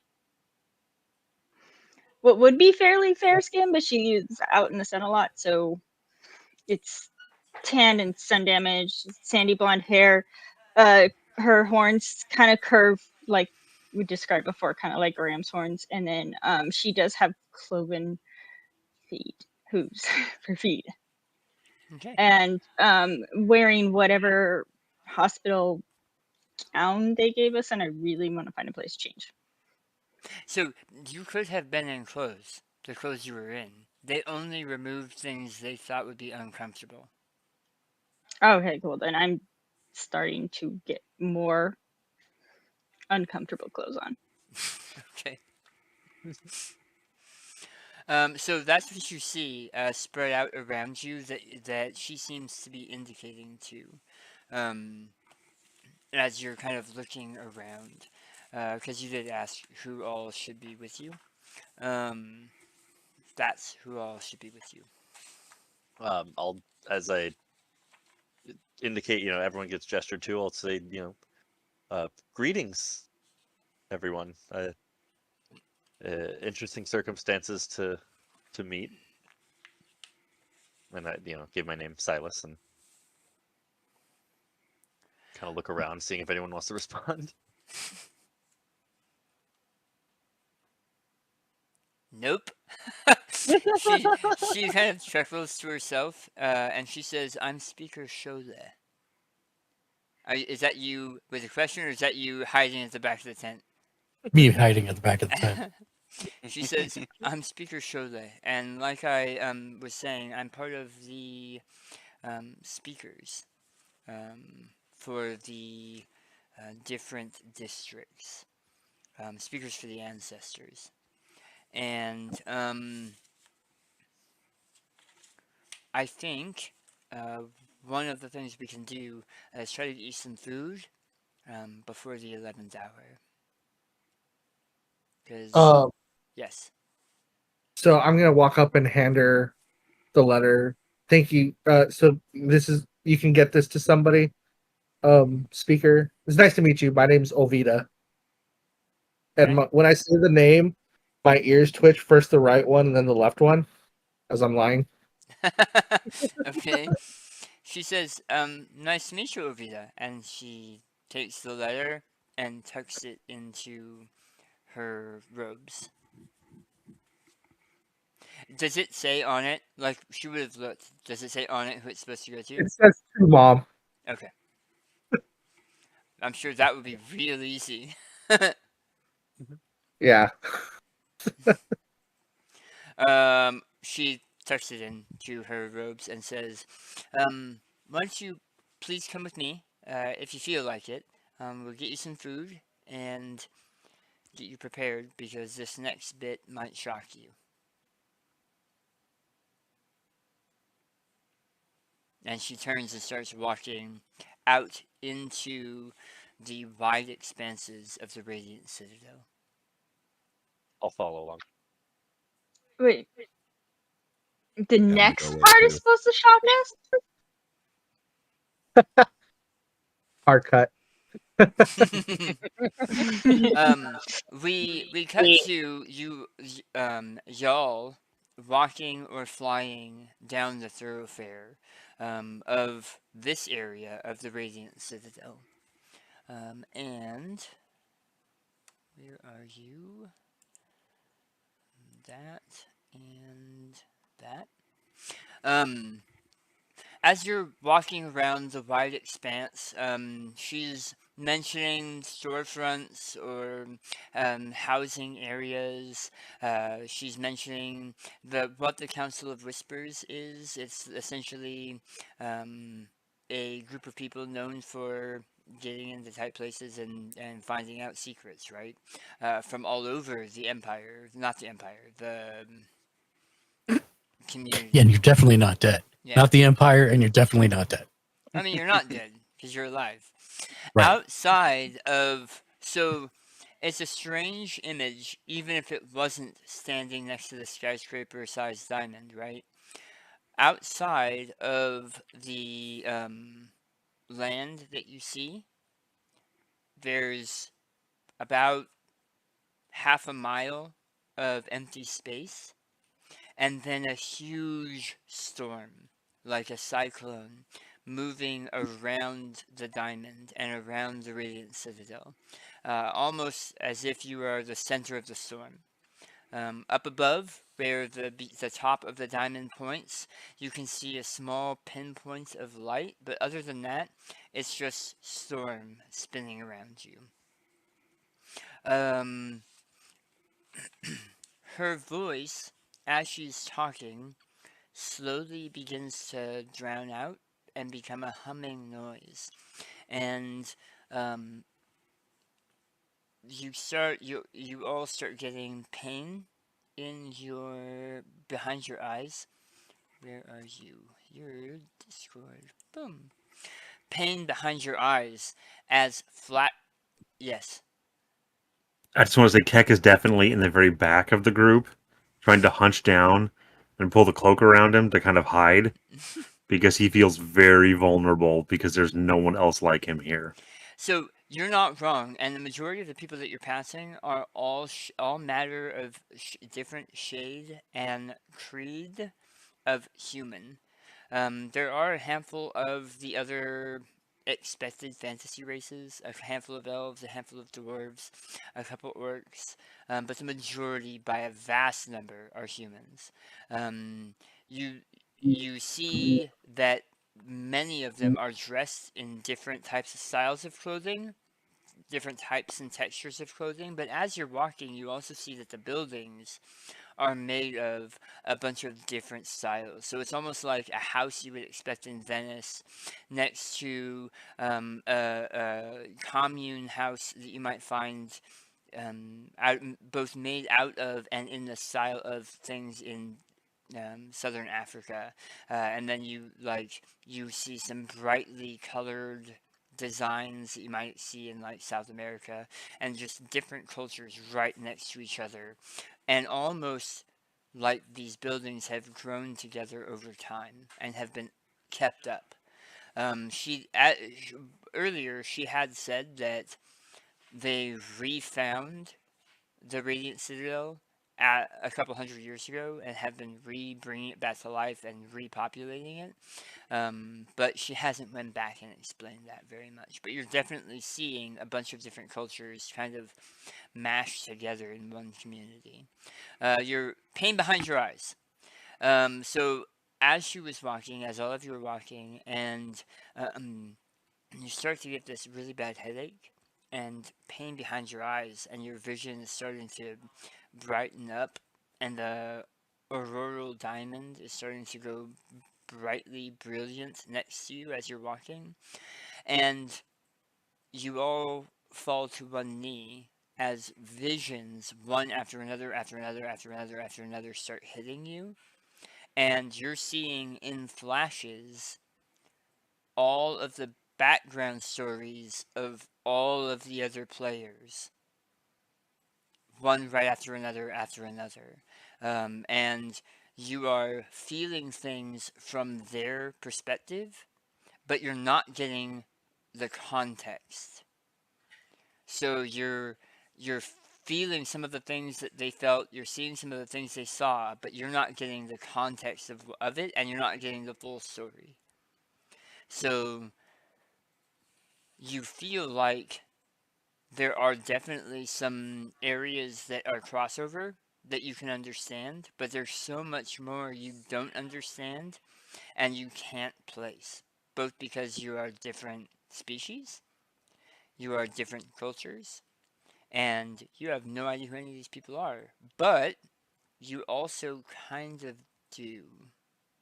It's like walking a mile in someone's shoes, but only every 30, 40, 70 like step is the step you're taking in their shoes. And Is it that's go ahead. is it like remembering a dream where you only remember bits and pieces even though you know it was longer than that? Yeah. Yeah. Okay. And that's where we're going to pause for break. It is 8:16. Let's plan on being back at, let's call it 8:30. Is that good with everybody? And I'm going to shift to a different screen, and I go on deafen. Is that right, Mark? Correct. Okay. No. Do not go on deafen. Yes. Yeah. You go on deaf and the sound will still come through. Okay. I'm gonna go to a different screen that I hope works.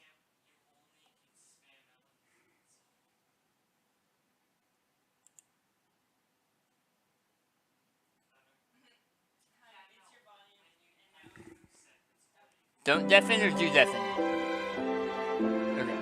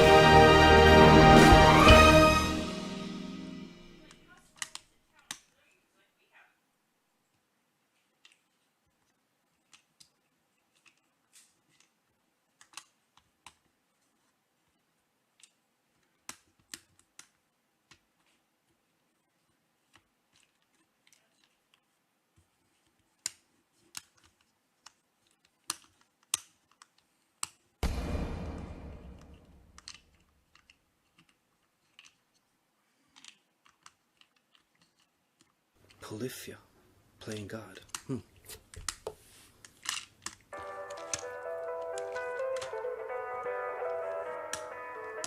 But it's jazz. Shh.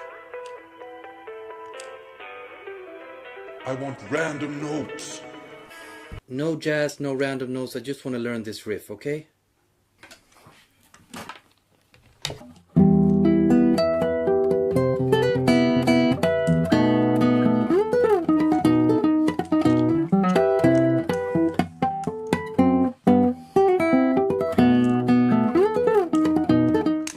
No, but it's jazz, baby.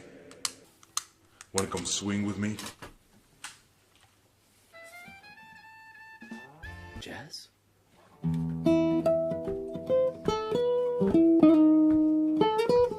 Remember, walk the bass.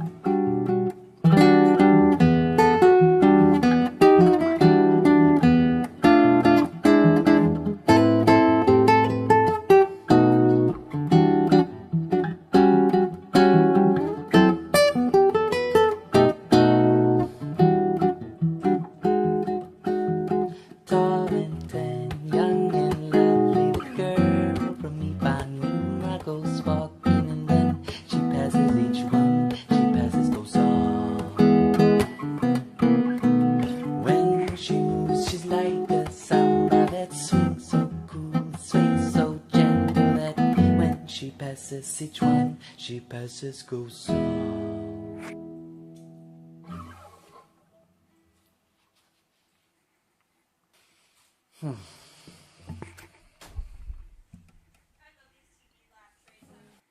Yeah.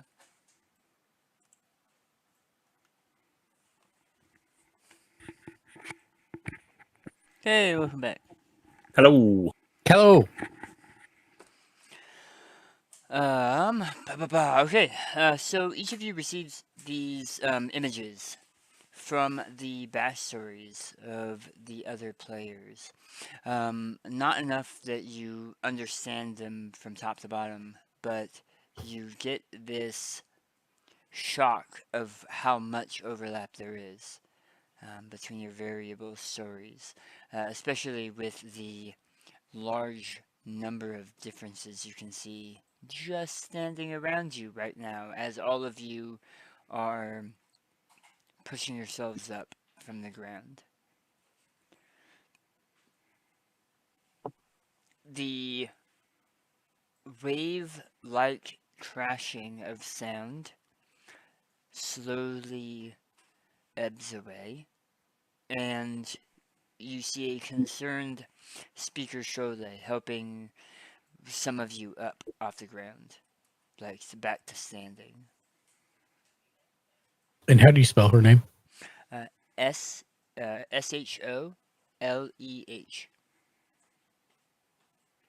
Shole. Thank you. Chole, ole, ole. Chole. Got it.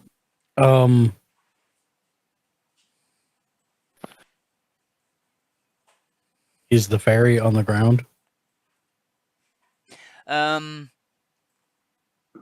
That's up to you. How quickly do you think you bounce back, Una? Did you literally bounce? I was thinking she would default to kind of trying to hover around an average of everyone else's height. Okay, so you had been on the ground, Una, when everyone else did, but she pretty quickly snapped back and is back to Okay. hovering. Is there anyone that's still on the ground? I mean, I got up as quickly Yeah, as I well- could.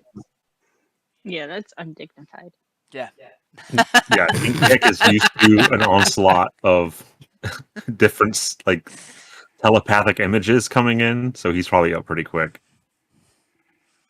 Okay. Okay. So everyone is back to standing as you look around. But Keck would like to, Mark can go ahead first. Well, I was just gonna say I'm probably the last one getting up. The token. Keck would human. like to send telepathic images to Una of tears and the image of her in the cloche. Up and at 'em there, long shanks. Yeah, so that's what you get in your I look head, at Mark. Una. Sibo is looking at Mark. Mhm. Okay. Oh my god, he can see me through the screen. I'm sorry. I knew will stand shaking his head and push himself up. Okay. Are you all okay? I was hoping we would be able to get food into you before that happened. Food? Where? This way. Quick. And she turns and she was walking at like grandma pace before.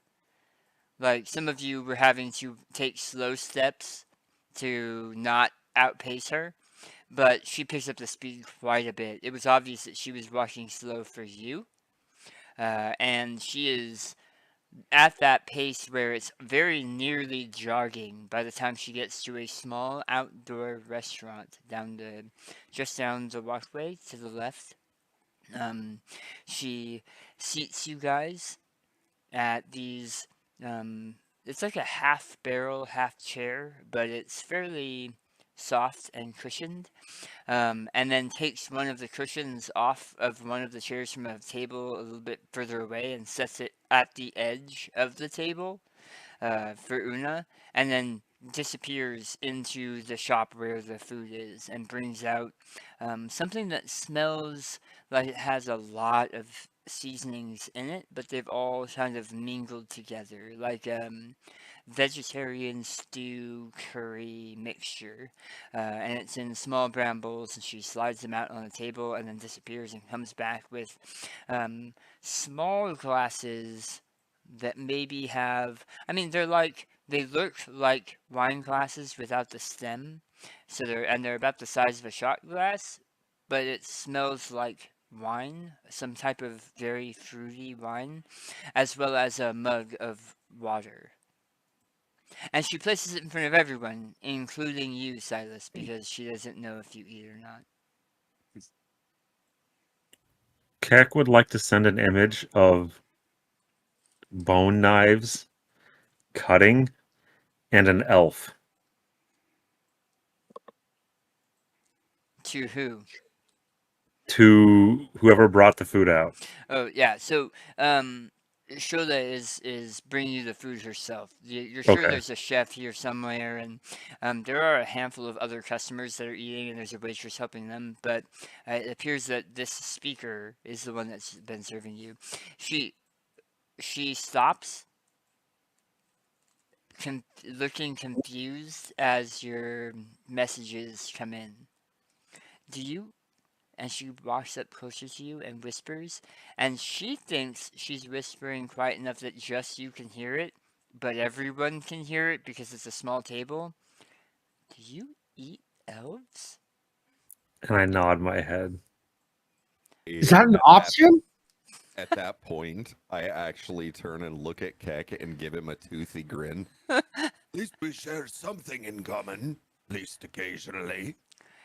There is a slightly longer than a fraction of a second of absolute horror on Shola's face as she looks at you and she can't tell if you're joking or not, and she settles on he's gotta be joking and says, I'm too excited about the prospect of eating elf. we don't Seriously, long-eared jerky is a delicacy. She looks over your head, Sibo, at the patrons behind you. There are 2 elves sitting at the table behind you, and she says, I'm so sorry. And they get up and leave, like, confused and upset. And she says, we don't eat anyone that could be a citizen here or anywhere on the Radiant. I mean, if they are dead, they do not care. And then I just sent an image of raw meat. I'm disappointed. I'm gonna eat your vegetable food. I'm just gonna check if there's rabbit on the menu because I need to make an argument if there is. They said potential citizens, and we got a herring done. I mean, come on, that's just insensitive. She disappears and it takes a little bit longer, but she brings out like a ham hock, and it's a very large one. But she brings out a ham. She'll bring out 2. She'll bring out a ham hock that is raw, but partially cured, and she'll bring out one that has been like cooked and roasted, and she'll set both on the table. And Keck will take the do you have a entire one. certification to say this wasn't sentient? I mean, we don't test everything, but now I'm gonna have to. And she looks at the 3 of you that rose at the aspect of eating a sentient being. It's just like forks and knives and spoons and stuff on the table, and I like look at her like, and I do this like the universal like I need chopsticks. How far away is Keck sitting from me? Roll me a Talking across d4. the table or Roll me a d4. It's a round table. And she just kind of set you guys up in relatively random positions. And Keck is going to take the entire raw ham hock over. I'm glad you finished that sentence. And bend over. And like, so the way Keck's mouth works, if you can see from the picture, there's like 2 giant fangs. But then on the inside are all these little like finger things. And the finger things are going to just start pulling pieces of meat off and pulling it into his face. You know you're in for a good time when somebody says, the way my mouth works is. Dan, I rolled a 1 on the d4. You are right next to him. When he turned away from the table, he turned towards you. Oh, okay. So you're getting a face... finer points of our type of cuisine. Randy, she disappears for a moment, and you can see that she went to it looks like she walked into someone's house, like 3 buildings down, and came out, and on a napkin, on like a cloth napkin, she has a pair of fairly nice chopsticks that she sets down on the table in front of you. I immediately just start scooping food. Like I could have obviously used a spoon with the way I'm using the chopsticks, but Are you just like face in plate? yeah, just full face and plate. Just the ramen gobble. I think I've heard that called. Yes, Mark. Text. Oh. Also, while Keck is like mowing down on this raw meat, one of his underarms is going to reach up, tear off a hunk, and drop it onto Sibo's plate. Didn't they? I'm bring oddly enough not meat hungry too? anymore. They brought one out and put it in front of me too, right? No, yours was cooked. So they put Mine was cooked. That's fine. yeah. So I'll eat that. they brought out 2 large ham hocks. One was partially cured, and the other one was roasted. I have a Okay, question yeah, that's fine. I'll eat that. Yeah. because we have Una at the. As I'm eating that, if he puts a chunk of the raw one on my plate, I'll also pick that up and start chewing on it too. Yeah, as if there were no difference at all. New, can I Absolutely. please get an intelligence check? Absolutely. Randy. Well, Una's at the table. Like, is there a smaller separate table like on our table for you? And like, is there only like a couple grains of rice and like a The little bit kids' of stuff in table. there? Or did they like make a full bowl of like a full bowl for you and then like shrink it down? And do they have like? I have a lot of questions So, about. so you actually don't see Una. You see a pillow that was placed where, like, for Una on the table, and then a normal size bowl that dwarfs Una sitting in front of Una. Like, she got the same size bowl as everyone else, just sitting in. It's like a bathtub or like a pool, above ground pool, sitting in front of her. Soup forever. 13. I like your Someone idea a should- lot better, Randy. This is not pixie. Someone should Except carry around. Someone should start carrying around like a dollhouse table and just put it on top of it. Yeah. Oh, so I'll just carry Like a, little a thimbles thimble with for food, you. yeah. Yeah, exactly. Specially carved set of pixie utensils. To answer your question, New, if it's a language you already have on your sheet, you understand about 70%. Right. So this is my follow-up question there is if I speak common and there's this weird translation thing, I don't know if that affects the way I'm asking about. So, about 70%. Okay. Yeah. Okay. All right. The translation that's happening for all of you is auditory. Mm-hmm. Right. Yeah. Okay. So in that case, I would actually approach Sibo, and I would. Man, I'm so not confident in this voice. I'm probably not going to do it yet. I will do it eventually. But I would ask him for if I could have a piece of his cooked ham hock. Just a slice. In common? Mm-hmm. Okay. I will look up at you and nod with far too much already being chewed. So it's just kind of this like slobbery nod, and then I'll reach up and with my claws I'll kind of dig in and tear off a piece and just hold it up to you. I will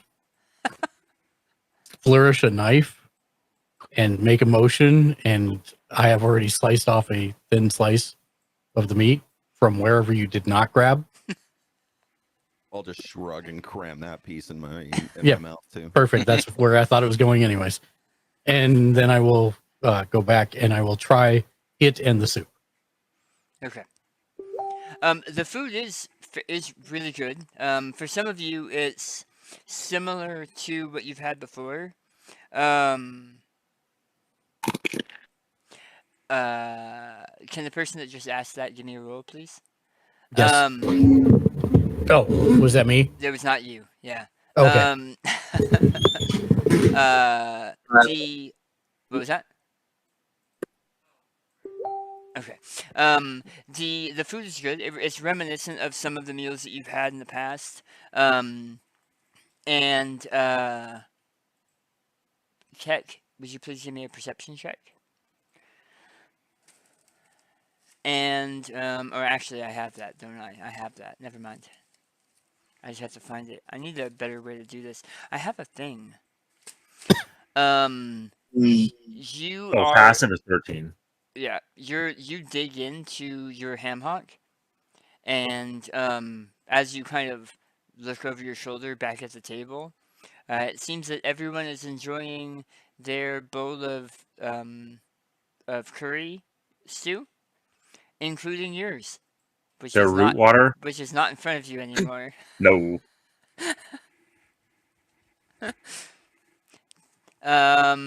Okay. Randy seems to have two. And you guys eat your food, and it does make you feel better. But it also makes you wonder at some of the visions that you saw while out on the road. That couples with, for each of you, for a moment, even you, Silas, which is a new feeling. All at once, your guys' dots itch as they flare brightly for a second and then slowly dim back down. They have been, some of you have them exposed. They have been thrumming since you guys woke up, but as you look at them now, they're just dots. They look like 5 or 9 tattooed dots. Except for yours, Silas, because for obvious reasons they're not tattooed. So 5 Empire dead dots. Got Not it. 9 Empire dead dots. Every time I can start- misspeak, you're I'm adding to the lore. But the problem is, you're also the note taker, so I want to make sure you're getting the accurate representation, so you don't gaslight me later into thinking it was a different thing. Keck is going to start punching himself in the shoulder on that spot because he doesn't know how to scratch. That's right. You wouldn't know how to scratch. Jesus, that's weird. I'm gonna start poking through all of my little like tubes and vials and seeing if I have any kind of like salve for skin irritation. You've got to, right? I'm gonna take out my repair kit and rub a little bit of oil on it. Oil can. I'm going to the bar and asking for a menu that might involve vegetables That's a because Wait, did you leave your uneaten bowl unattended? I just watched all of that. You can have it. Yeah, I'm gonna eat that bowl too. So, do you just want raw I know that vegetables? you're kind of gesturing. No, at like that part. like what did she threw one raw ham that I just saw get devoured by face fingers, and then I saw a rabbit eating meat. And I just did something lighter. It was a vegetable curry. Are we not supposed to? Okay. As I cram another one in my mouth and Yes, start Silas? chewing. After having politely tried some, I'm gonna offer the rest of my bowl to you, Andres, your character. Yeah. No, Rodney will absolutely have a stack of bowls in front of him. Yeah, I'll just ask like, hey, do you want this? Like, go ahead. And mouthful, just like, Yep, it's yours. just hot reload, swaps into the new bowl. I want just the rice or something because yeah.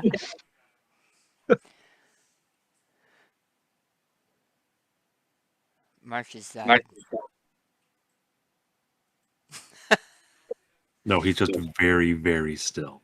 So, for most of you, the food is pretty good. Mark, it's a 2. Okay. Yeah, that's what I was looking for. Yeah. Yeah. I will actually follow her and wander into the place. I want to see what they're cooking with, if it looks like anything familiar or what's going on there. You make your way back, and it's a small, a smallish kitchen. There's one guy that seems really, really busy. He looks human, but his skin is a little bit, it's like normal pink, but with shades of green. And as he's moving different pots and pans over a very active stove system, he has a smaller arm, one smaller arm, coming out of the ribs on his right that moves a pan every once in a while. It looks like it's if he was a 40-year-old man, it's Mhm. like a 12-year-old's arm. Okay. And it's not doing any of the big jobs. It's not cutting anything, but it's like Right. shaking a pan or turning something over. And he seems really, really busy as you walk in. He wipes a towel across his head and sets it down, and she's grabbing bowls. Mhm. And Shola's grabbing 2 more bowls and taking them out and setting them on the table, mostly in front of Arandi. And as she leaves you there standing in the smallest kitchen. Past the chef, you see a fairly large larder. It has some hanging meats, a lot of cured and salted, preserved meats and vegetables, various bowls filled with different types of liquid that have stuff floating in them. You assume marinades or something like that. But almost everything is root vegetable, if it's a vegetable. Almost But everything. do I recognize any of them? That's more what I'm looking Oh, I'm sorry. at. Give me a. Did we say what your cooking skill was? It's based off of, I believe it's. I'm trying to think because I thought we had discussed that, and I thought you'd even made some rolls in your background. Yeah, I have. And they don't have. Wisdom. Okay. It's wisdom. Yeah. Oh, survival wisdom? Because you have a skill, right? Yeah, I do have survival. Oh, yeah. Because profession's not a thing anymore, and I thought we had a skill we were having you roll. It's wisdom plus half chef level, rounded up. Okay. For the number of meals. Oh, for the number of meals. Yeah.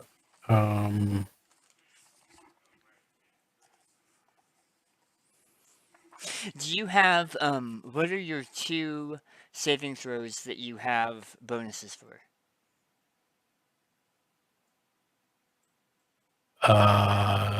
Dex and wisdom. Okay. It's wisdom. So for now, let's say it's just gonna be a wisdom saving throw. Okay. For when you're doing a cooking check, and then we'll come back to this later. Okay. Because essentially it's just your proficiency bonus, which makes sense with your wisdom modifier. Okay. It's 5.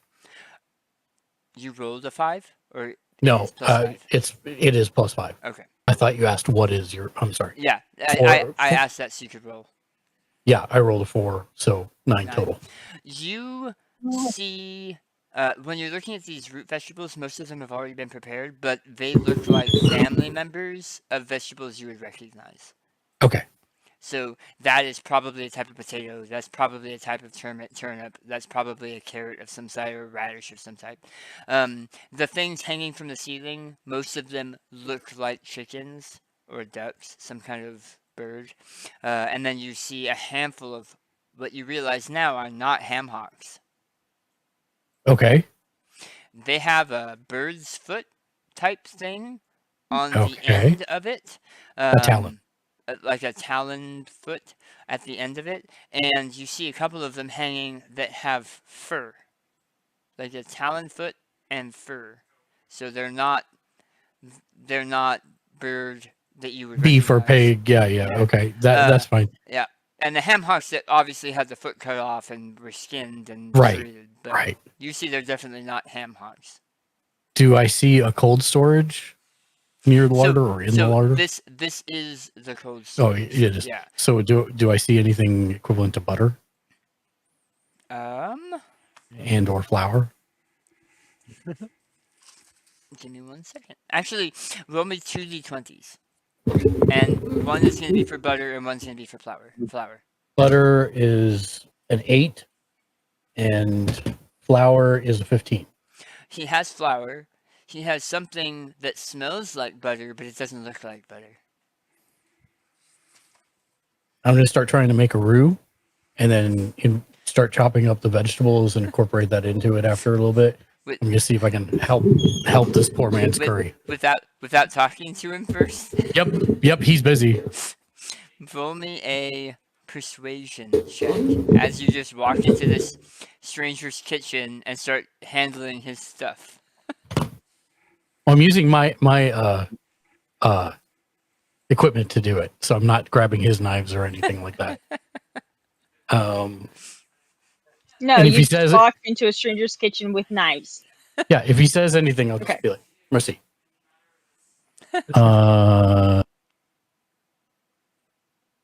So it's a 14 on the persuasion. Sorry, finding it. 16 total.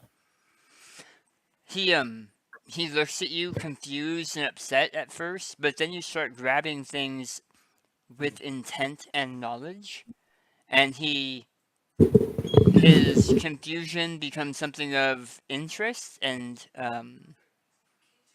interest, and the small hand gives you a go ahead, do your thing, and he moves over a little bit, still doing his meal prep, but giving you space on the stove. Now that you're looking at it, it is 3 layers of stovetops. Okay. Where the heat is funneled back behind. So it's like 3 vents above each stovetop, but it's 3 stovetops on top of each other. Okay. I'm going to start with a small batch if this works, and I can figure out the variant in ingredients, then I will convert it to a big batch and start fixing his curry. Okay, so you guys outside at the table. What are you doing? What's going on? Gnawing on an empty ham hock bone. Okay. Una, how much of your bowl have you gone through? Maybe like a few grains of rice.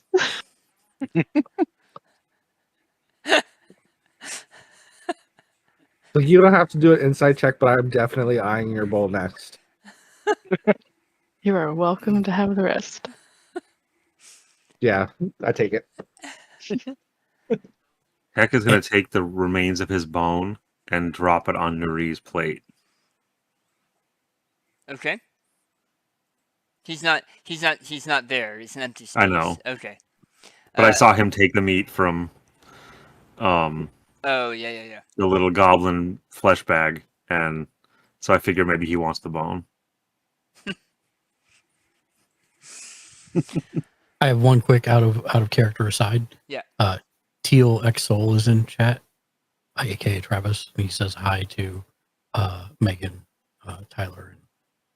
He was the person with us at Korean Barbecue and Justin. Oh, hey, what's up? Sorry. You confused me because I was like, yeah, Travis is right there. Another Travis? Yeah, I am so different upset. Travis. Yeah. There can be only one. Exactly. It's Roll Highlander in here. initiative. Okay. You Yep. Shohei says, I'm gonna leave you guys here for a moment. There was something else I was trying to make sure to get taken care of for you. So I will be right back. And she turns and kind of rushes back the hallway, back up towards where the speaker house was. She had walked past it with all of you, so you know kind of the direction. But she disappears around the corner of the giant auroral crystal diamond. Arandi is on his fifth bowl. Yes. Una is full. She's stuffed. Tapping her tummy because she's full. Sibo is done with gnawing on his bones still. What are you up to, Kirk? I'm just eating at a pretty steady pace. It's a lot better than any of the mush that I had back with the goblins. So I'm enjoying it. Fair. Taking my time. Okay. Prudence? I am eating the rice, just plain. I got a bowl of just plain rice, and I'm trying not to make eye contact with anyone else who is eating right now. Just minding my own business. I don't need to see a carnivorous rabbit man or face fingers. All right. I'm sorry, but rabbit eating meat is disturbing. Yeah. Silas. I kind of just want to observe all the other people in the like dining area. I know that you said there was like a conglomeration of different races. Most of them are passing by. Like that's people that you passed on the way here. There, other than your fairly large table, there are a handful of other smaller tables that did have people sitting at them. But only 2 of the tables now have people sitting at them. It appears that your group has scared them off from one thing or another. That's kind of what I was getting at, is trying to look at the reactions, but everyone already dipped. Yeah. Okay. There were 2 elves sitting at a table nearby that left almost immediately when you guys were talking about eating elves. Also, a group of humans that had tan skin, black hair. They shared a lot of common features. So you'd say they're maybe brothers. They left, paid their tab, but they weren't like GTFO. They looked like they were just done with their meal and left. The people that are still here, you're not sure what 2 of the species or races are on one of the tables, but the other table is 4 people, different age ranges of gnomes, and they might be a family, they might just be good friends. They're sitting on tall benches around a table about as high as yours, and they are engrossed with watching the show. They have plates that are half eaten. 2 of them are drinking. Some of them, every once in a while, they whisper to each other about like what do you think they're doing? Wow, he can eat a lot. You know, do you see his ears? That one's a robot. Like a whole bunch of these, just little comments back and forth. Yeah. Yeah. The ones that are 2 races that you're not sure of, one has the upper section of a person. Their skin is a ruddy, like reddish brown. They have a black ponytail that is a top knot, but it's a long ponytail. And their bottom half is arachnid, is a spider. But like a tarantula, where there's a lot of hair and meaty legs instead of sharp, pointy, scary legs. They are size medium, which means their whole body, if they were to lay out, is about 7.5 feet tall. So when they're on all 8 legs and they have the torso, it's like the torso of like a gnome or a halfling. And so currently they have 4 legs on the floor, 2 legs on the table, and or 2 legs from their and then 2 arms, and they're eating. Sitting next to that person is a halfling mixed with a dwarf. It's halflings tend to be smaller, right? But this one has dwarvish features. So a big beard. They're kind of, built. They're built like a keg with strong arms and strong legs. But they're smaller, and they're sitting on one of these taller chairs, drinking and eating. Both of them don't seem to be paying you guys much mind at all. They seem engrossed in their own conversation. They're poring over a map on their table, and they don't seem to be even looking over. Yes, Keck. Keck would like to see, since he sees that Nuri is no longer at his seat, he's going to pick up the bone and take it over to, was it Penelope? Naomi's character? No, Prudence. She's not Prudence, and seeing that she's not eating very much, he's going to drop the bone on her plate and motion at it, and then go back and sit down at his seat. You have just been gifted a bone. Thank you. I Did think you- that requires I'll, like, consent. Mime Nice. using my fork and knife with it, like, yeah, thank you. Did you drop it into the bowl of rice? No, I would have set it down next to it. Okay. I don't want to mess up her food. Okay. But once I see her with a fork and knife, I'm going to go over there and I'm going to take the bone and rip it in half so she can see the marrow inside and motion it at her face and then put it back down and go back and sit down. The funniest part is, Naomi, you're trying to like pat him on the side, on the head by pretending to eat it, and he's patting you on the head by showing you how He's to eat. showing you how to properly Yeah. eat it. Uh-huh. Okay. Oh, do I have to do a constitution check for that? To what? Are you going to eat it? The To not hurl. bone marrow?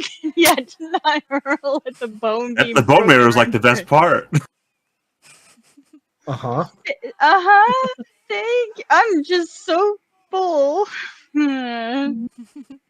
Is this the Thank sign you. language for full? I don't think it is, but I'm not sure. Yeah. Full. Yeah. They're Yeah. full. There you go. I'm gonna hand Love it to Rondi. Oh yeah, let's slurp down that marrow. That's good shit. Okay. Not skipping a beat. Besides angels sing out an immaculate chorus, can you please, when you get a chance, Mark, give me one of those, two of those cooking rolls? Yes. Thank you. So you're kind of making do, and after about 15 minutes of hanging out and miming eating things and actually eating things, there you hear a strange sound. It is there's a large bird-like creature. It would be like if a raptor, the dinosaur, was covered in feathers and had a large beak, and still had the sharp claws at their feet, but instead of hands, just had small wings. So they can't fly, but they have small wings, and it is strapped to a cart. And you see there is you see Cholet sitting in the back of the cart, and she's humming loudly to herself over the sound of the cart, the rickety cart on the cobblestone ground. And there is a driver sitting on this beast that looks like a gnome, but his skin is very dark, deep blue, with ripples in it of lighter blue, like the bottom of an ocean. And his hair is an aqua green, a lot like Megan's actually, but it's moving as if as if he was underwater, but he's not underwater. And he pulls the creature up to a stop, and it cries out in this loud, blood-curdling cry, and he moves around front and tosses it a snack, and it dances happily like a TikTok parrot. And she says, I had these made, and she indicates to the back, and you can see backpacks. They are relatively normal size explorer packs. All of them look brand new or very well taken care of. The buckles are well used but shiny. The leather looks worn but really well taken care of and moisturized. And she begins to lift them out of the cart, but they are heavy, and she's an older woman. She's statuesque, but I mean, come on. And so she's slowly taking them out, and the gnomish guy jumps in the back of the cart and is pushing them out of the cart, and you can hear them clatter on the ground. Okay, so instead of passing him out, he's just tossing him on the ground. He's a small dude, and these are heavy bags. He's just pushing them out of the cart. Okay, can I I start? help? Yeah, that. You guys move up and begin to like move them out of the road, and you can see that they are pretty heavy. But the way the backpacks are built, they're built like hikers' bags, where they have a framework that helps you disperse weight. Um, there's items hanging off of some of them, like um, hempen rope off of one side, uh, containers off of the other side, a water bag that seems flat and empty, but it's like a is that what it's called, a water bag? Why is my brain not doing Water this? skin? Yeah, like a You're water skin. thinking- Thank you. Yeah. And there are enough for all of you. And she says, um, "I'm sorry, ma'am. I wasn't. I didn't know that we would be getting someone of your stature, so we can figure something out." And she's talking to you, Una, because she has a bag for you, but it's nowhere near your size. It's like a big supply bag, but it's like a human-sized supply bag.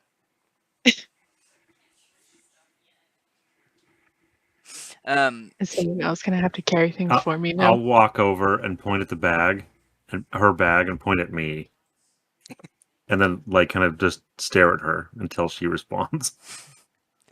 I think he's asking if it's okay if he carries your stuff.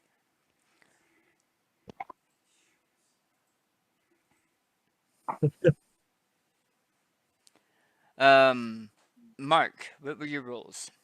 20 and 22. Oh shoot, yeah. Jeez. Yeah, you fairly easily form a roux out of whatever that was and the flour. And you add in some extra seasonings and bump up it was kind of a loose stew with curry flavorings. Um, you took it from being a 2 to like a 7 or an 8. And then when that small batch is ready, then I will, and I've mixed in a little bit of his stew, then I will give it to him to taste. You know, it's funnier when you're not on mute. I'm not yeah, hot. But yeah, She just said, rubbing it in his face. yeah, it was just rubbing it in his face. No, Um, just he tastes it and then gives you a quizzical look. Like, where did this come from? I will ask him if he likes it. Yeah, it's good. Do you want me to show you how I did it? Sure. If you're willing to impart such knowledge. Would you be willing to pay me for the knowledge? He raises an eyebrow and he says, "How much is this knowledge cost?" I will be completely frank. I don't know where I am. Don't know how we got here. Don't know what money is. But Then I yes. trust you because you feed people and you help them. He had said, "Oh yes, I'll pay for the knowledge," and then you continued talking, and you could see his.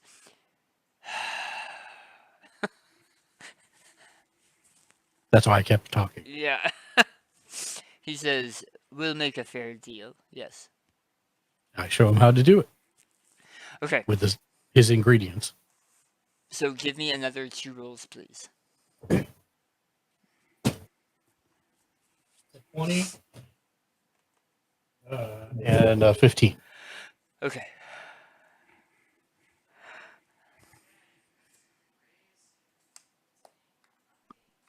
It takes him a while. I mean, it seems like an easy thing that you're doing, and you've done it so many times that for you it's just like second nature. But he does not pick up on it quick, and it takes you a while. But he eventually gets the hang of it and is able to replicate it. I mean, if he has paper and pen, I'll write it down for him too, in common, and hope that that works.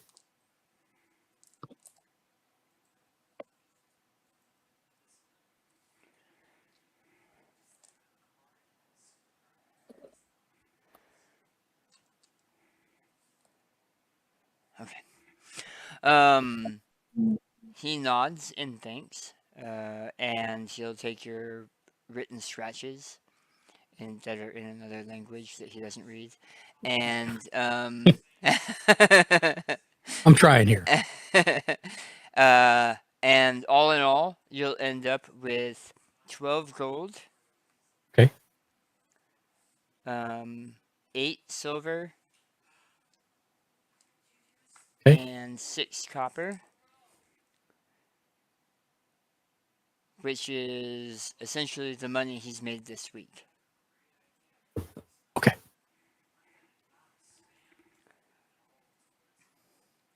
And then I will ask him how much those bowls normally cost. He doesn't charge people. Oh, no. I will. No, normally the restaurants on this street, right outside of the House of Convalescence and the Speaker's House, don't charge. Yeah. I will leave 4 gold. Oh, okay. Keck is going to pick up Una's bag, by the way, and sling it over his shoulder with his own bag. Okay. He's a mule. Yeah. Yeah. And then I'll go out to see what the rest of everybody else is doing. So as you exit the kitchen, surrounded by puffs of smoke, I'm assuming you're carrying bowls of this curry? Yes. Okay. So you come out with a platter that has several bowls on it of the curry you just made. You guys can definitely already smell a difference in the 2 curries that he slides on the table in front of you. You see that there is a cart that is just now being kind of turned around and walking away, Mark, that's empty, but it has this strange bird raptor that's pulling it. And you see that there are backpacks that have been dropped off for each of you that have. They're essentially explorer kits that have a bunch of gear and stuff. I will personally hand each person a bowl. I'm not putting them down to eat. I will give each one a bowl directly from myself. What is it? It's now a meat curry with a roux and vegetables. Okay. Just an much greatly upgraded version. Keck would like to I'll eat it. use his mouth fingers to pull the meat out, and then he's going to take the rest of his bowl over and give it to the Harengon. That's fine. As long as you take the bowl, he's giving each person a bowl. And then what you do with it after that's up to you. I'll take the bowl from you, and I'll let you know, like, while I don't need to eat, I'll definitely enjoy this. Thank you. And I'll eat it. Just a point of note, Mark. Did you bring the speaker a bowl? Yes. Okay. She will smell it, and then set it down, and then come back and smell it again. And she actually will take a seat. She's been moving around this entire time. She hasn't stopped moving, whether it was running to the kitchen or running back to the office or wherever. She hasn't stopped. She stops now and pulls up a chair, and she begins eating. And you can hear like good tasty noises coming from her, which seem out of place. She has been kind of proper, noble. I think I used the term statuesque a couple times. She is definitely showing off her human side with the tasty noises. The rest of you who are trying this, including you, Keck, because you're pulling out the meats, this may be one of the best meals you've ever eaten. If you have had the chance to eat at a very good restaurant or eat the stuff that royalty would eat, like Prudence has, for example, that's what I'm eating. This is in line with some of those meals, and it just came from this kitchen that you had the first curry at, which was passable, but like I said, it went from a 2 to an 8. So very, very tasty. I will, when I give Sibo his, I will say, thank you. I couldn't have done this without your help.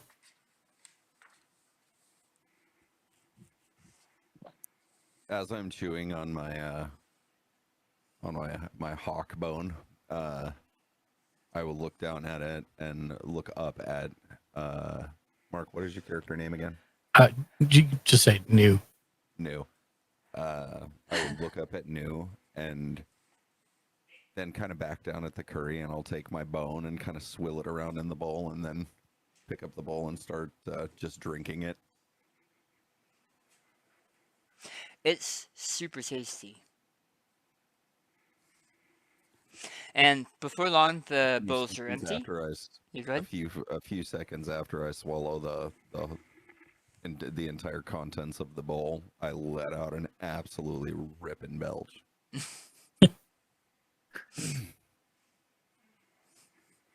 And when I give Una the bowl, I ask, do you want a smaller bowl or would you prefer this amount?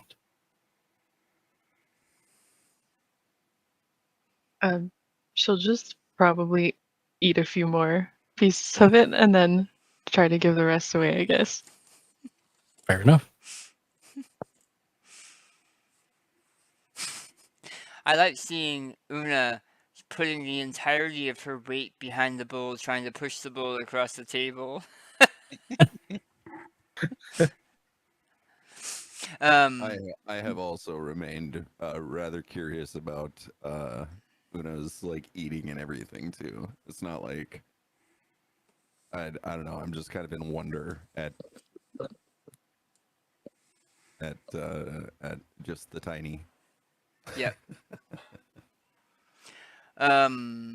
Yeah. So you guys finish eating, and you pile your bowls, your many bowls on the table.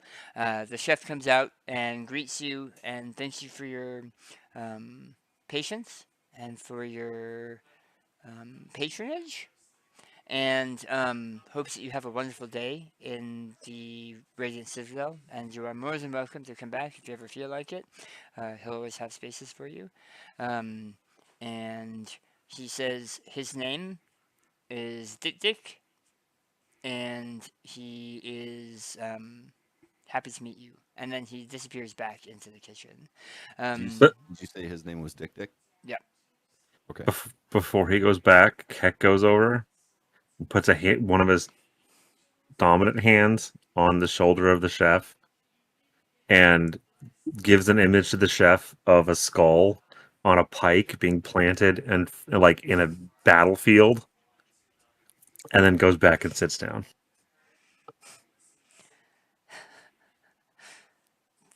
The chef looks at you with fear, and when you night bud, I love you. When you do that, what is your body language? Like, what's the intention? Like, you're walking up to him and you put your hand on his shoulder and then give him the vision of what he sees as his own skull on a pike on a battlefield of death. Are you like, there you go, buddy? Or are you so like, that's grateful right, for the honor? get your name Like, out my mouth. this was an honor. Get my name out your mouth. And then you make chittering noises, right? Yes, it's like perfect. Yes, that's completes the look. He holds it together and bows deeply to you, and then backs up and bows another time, and then backs up and bows another time, and then looks with concern at the speaker, and then disappears into the kitchen. While he was talking to you guys, he was collecting the instruments, the bowls, the spoons, and you can see that his little arm was doing a lot of the carrying from the bottom as he carried the entire stack back into the main room. Are you taking the bones? Not if he sees you want them. Yeah, no. As he reaches for them, I'm gonna grab them. Okay. and then start tying them to the Nobog staff. Ooh. Nice. Okay. So she turns to you and she says, I have some things that require my attention this afternoon, but I have seen you fed, and I've shown you a little bit of our fair city. I could point you in the direction of our trade district where you can see kind of some of the mercantile where things get bought and sold here. I can set you up with some housing if you would like that.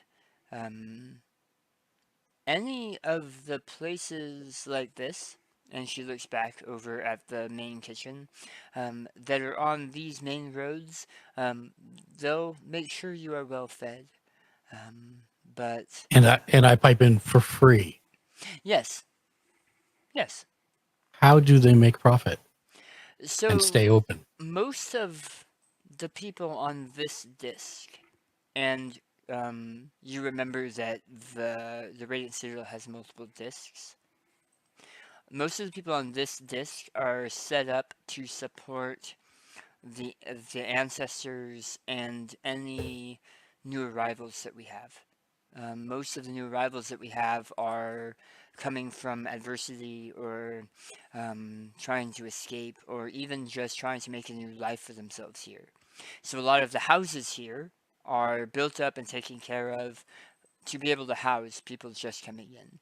Most of the people that have began work here, like Dick, have volunteered his time with resources we provide to him to make food for the people that are coming in, the refugees.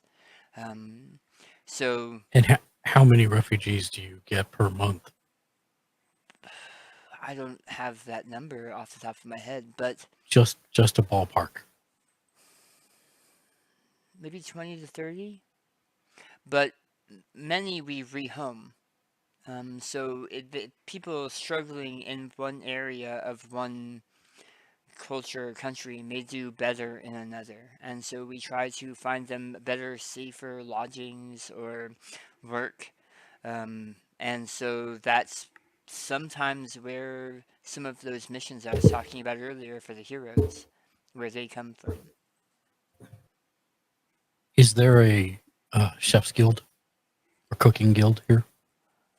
There aren't any chef's guilds, but I mean, now that I think about it, the night market might be a good place for you. It's mainly run by 5 families, and all 5 of those families have very reputable. Hold on, I'm trying to think of the term out of character. Like in a market, like a street market, right? Yeah. In like Korea, Taiwan, Mhm. you get a street market that has a whole bunch of Stalls? stalls. Yes, they have very popular stalls in a lot of locations, these 5 families, and they deal mostly in this type of business. As a matter of fact, Dick learned from one of the 5 families. Now, be patient with me, I'm looking at the pronunciation guide.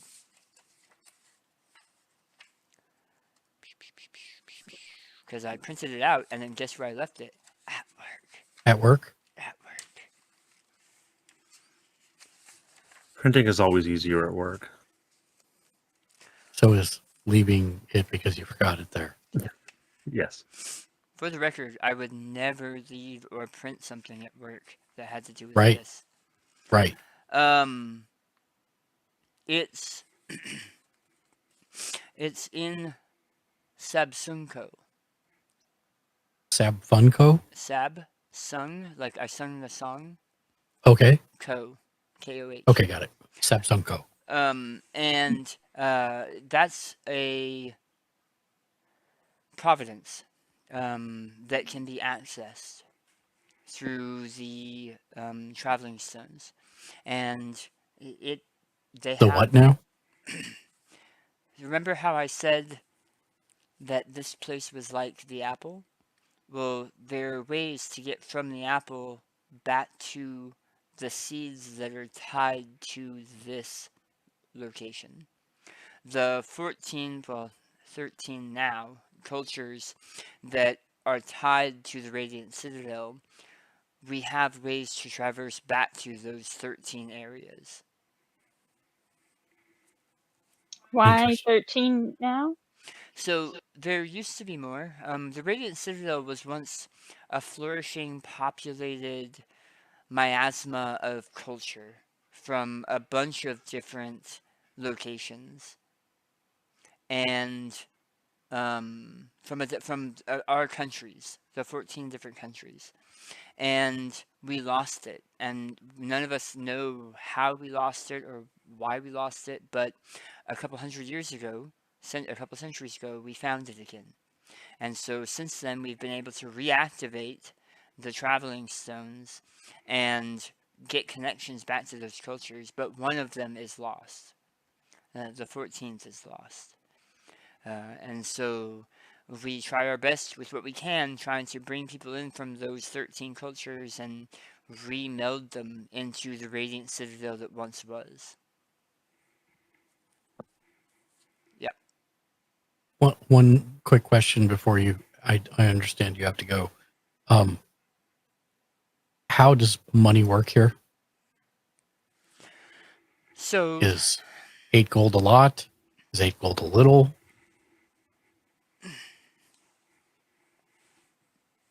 Is it roughly equivalent to where we come from? It's roughly it's probably roughly equivalent to where you came from. So 8 gold would be fairly a lot for common. Yeah, a normal chef working at a tavern might make a gold in like a year. Yeah, that's what I thought. Okay, great. Yeah, and that's a tavern like on the side of the road out in the wilderness, right? Right. Yeah. Okay, got it. Thank you. That answers my question. In that case, I will quickly write out a letter for her and put 5 gold in it and put it to the attention of the Chef's Guild, since she said she can get things where they need to go. Just so messages. Just to be clear, you're talking about the Chef's Guild from where you came from. Correct. Okay. I want to make sure because you asked if there was one here, and I did. I said there wasn't. Yeah. Okay. Right. Okay. So yes, I got to send my monthly dues, so they don't kick me out of the guild. Okay. She'll take that and she will put it with the other letter in her robe, and she will say, if you have any questions, anybody up here can answer them, but I am sending along kind of an assistant of sorts. If you wait here for just a moment, I'm going to send him out, and then he'll be able to help you. Thank you, Speaker Shole. Thank you. You guys, please watch out for yourselves. Take care. And in all things, be patient. And she will turn and walk away. But it's with a purpose, like all of her movement seems to be. And it's not long before she disappears around the corner. You're all sitting at the table or standing around the table with fractions of memories from each other's pasts. It's strange looking across the table at some of these other people when you have yourself seen things from their eyes.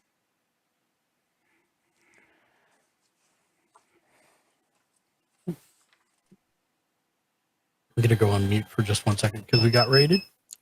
Keck is going to get up and go find like an alley nearby and just kind of like crouch down in the corner of one of the alley sides, like next to a garbage can or something. Okay.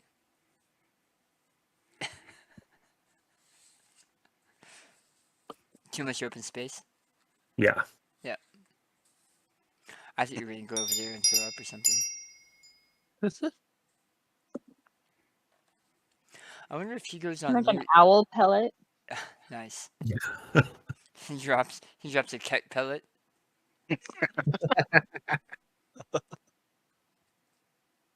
So is there?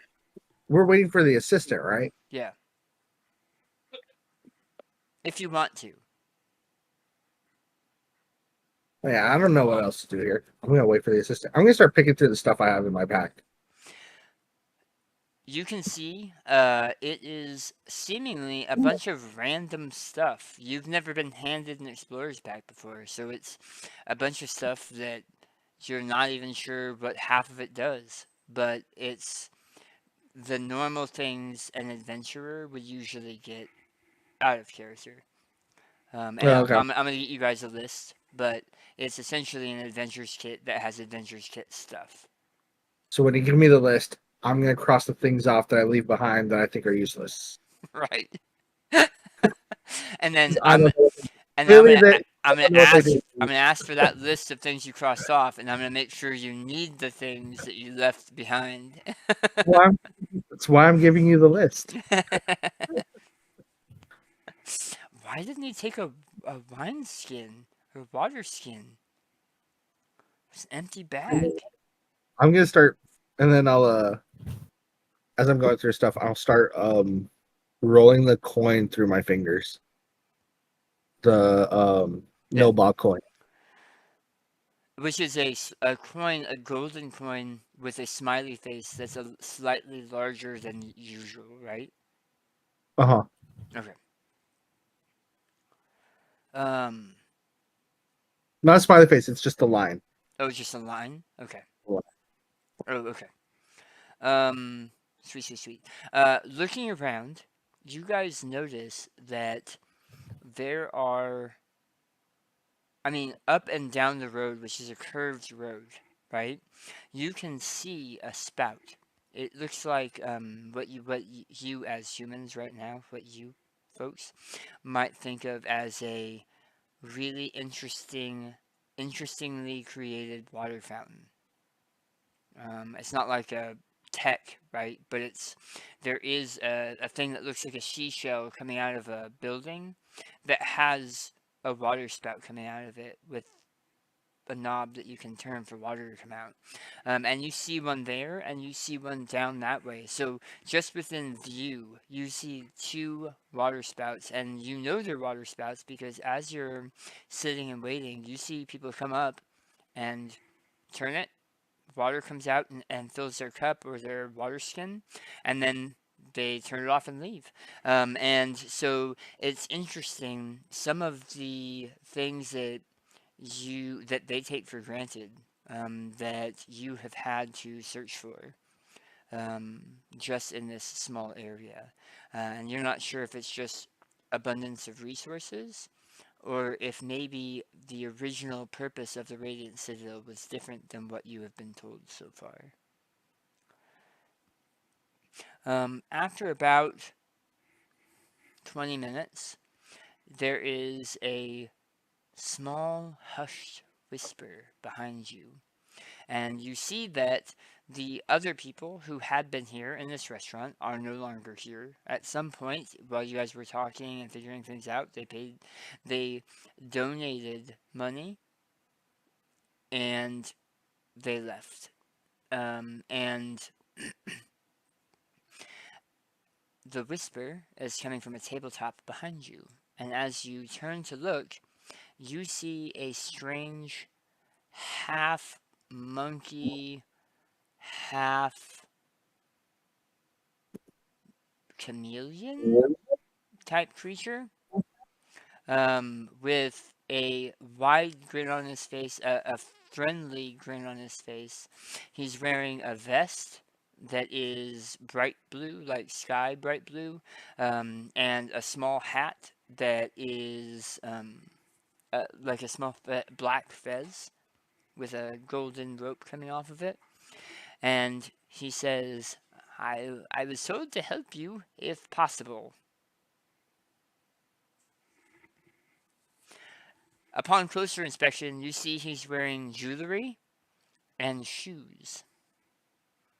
No pants, no shirt, just a vest and shoes and jewelry and a fez. Symbol or no? No I symbol. was just about to ask that. So when I say half chameleon, half monkey, he looks like he has the monkey fur in most places. Where he doesn't have monkey fur, he has scales that are dark to light green in color. His eyes are bulbous and seem to point in every direction except Mhm. the person he's talking to. Right. His ears are tiny and flat against his head, and his mouth has monkey teeth, but has the lips of a chameleon. So you're saying, as far as like weighing the scales, he's only half monkeying around. I got it. Yep. Please see, there's an image somewhere of this. No, I do creative things like this, hoping someone will. Okay, I got you. He says, "My name is Shylock, and I would like to help you if possible."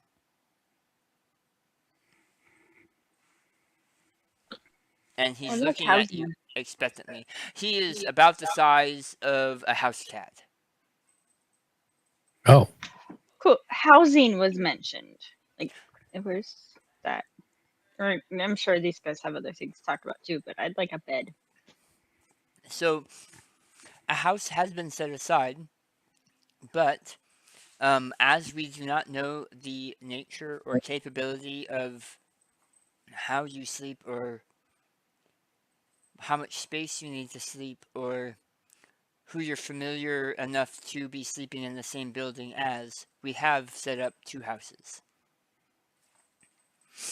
And so he leaps off the table and lands with a squishy sound, like a squishy wet sound, and then pushes himself up and begins to kind of hobble with 2 legs and a hand away, like off kilter. It's not quite evenly matched. Okay. What do I have to do to figure out if this is a construct? Give me an Arcana check. Okay. see, I just imagine the Torgo music playing behind him Torgo? as he's walking away from us. There's the best reference, Mark. I don't know what that is. It's It- from Manos: The Hands of Fate. Oh, Yes, I haven't seen that in a There- long time. Oh, yes. There was a character who was like a misshapen, put together man, and every time he'd walk, there was like carnival music that was like. Dun, dun, dun, dun, dun, dun, dun, dun. Yes. With the weirdestly him. large legs I have ever seen. Yes, yes. I mean, it could be, and the pieces of him put together in this way would lead you to believe that's probably the case. That this is a constructed being. Okay, cool. I'm not the only one seeing it then, at least. The others seem to be seeing him too, so he's not like a figment of your imagination. But he Yep. also is not pausing. I'll get up from the table and like there's a small pile of stuff, and as I like go to put my backpack on, I like look at one more thing. I'm like, I start following. I'll be following him. I'll grab one of the, I guess, the remaining backpack and follow him. Okay. You said he's the size of a cat, right? Yeah. Yeah.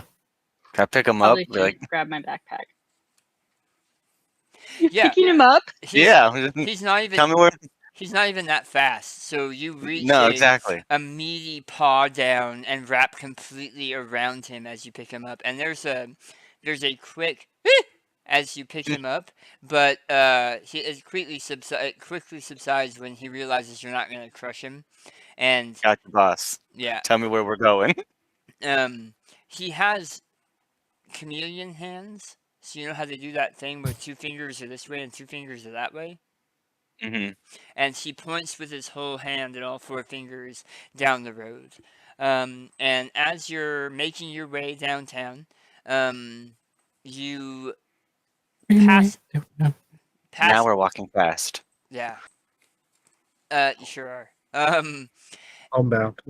y'all pass a bunch of empty buildings, and many of them are smaller, probably meant to house maybe a family or small singles. And you get to a couple houses that are much larger. And he says, we can break these up however you like, but the house here, and he points where you guys are just about to pass, has a bunch of apartments, and the house over there, and he points across the street more towards the Auroral Diamond. He says that one is set up with larger living spaces and bedrooms. And then what's this one set up as? Like more like apartments. Okay, I'll take one of those. Yeah. You guys just need to pick a building. I prefer apartments, I think. Can each building accommodate all of us? Like if we Yes. all just pick Yeah. one building? Okay. Yeah. Yeah. So the difference is whether what's in each of the rooms, right? So if it's just a bedroom, usually it just has like a bed and a dresser and maybe a window. Whereas the apartments have, I mean, not like anybody's gonna be cleaning up after you, but they have like bedpans and they have like the areas to put a pitcher of water where you can wash your face in the morning with a basin. And bedpans and beds and windows. They have a little bit more space too. But they don't have large shared spaces. The kitchen is better in the other building because it's meant for like a large family, where this is a shared kitchen for like apartments. That's all. Heck is going to follow behind everyone kind of slowly, so doesn't look like he's part of the group. And then when he notices that the little creature is like motioning to the different houses, is going to take up residence in one of the alleys on the side of the apartment house. So, to Keck specifically, as you guys got further away from the places that have, I say businesses, but they're free, so they're not really businesses, right? Right. You got more to the residential areas. There's actually a lot less people.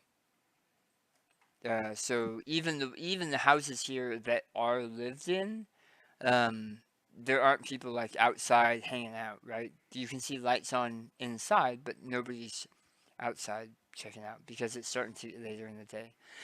So you already felt a little bit more at ease down here, but it's still open to the sky, wide walkways, large buildings.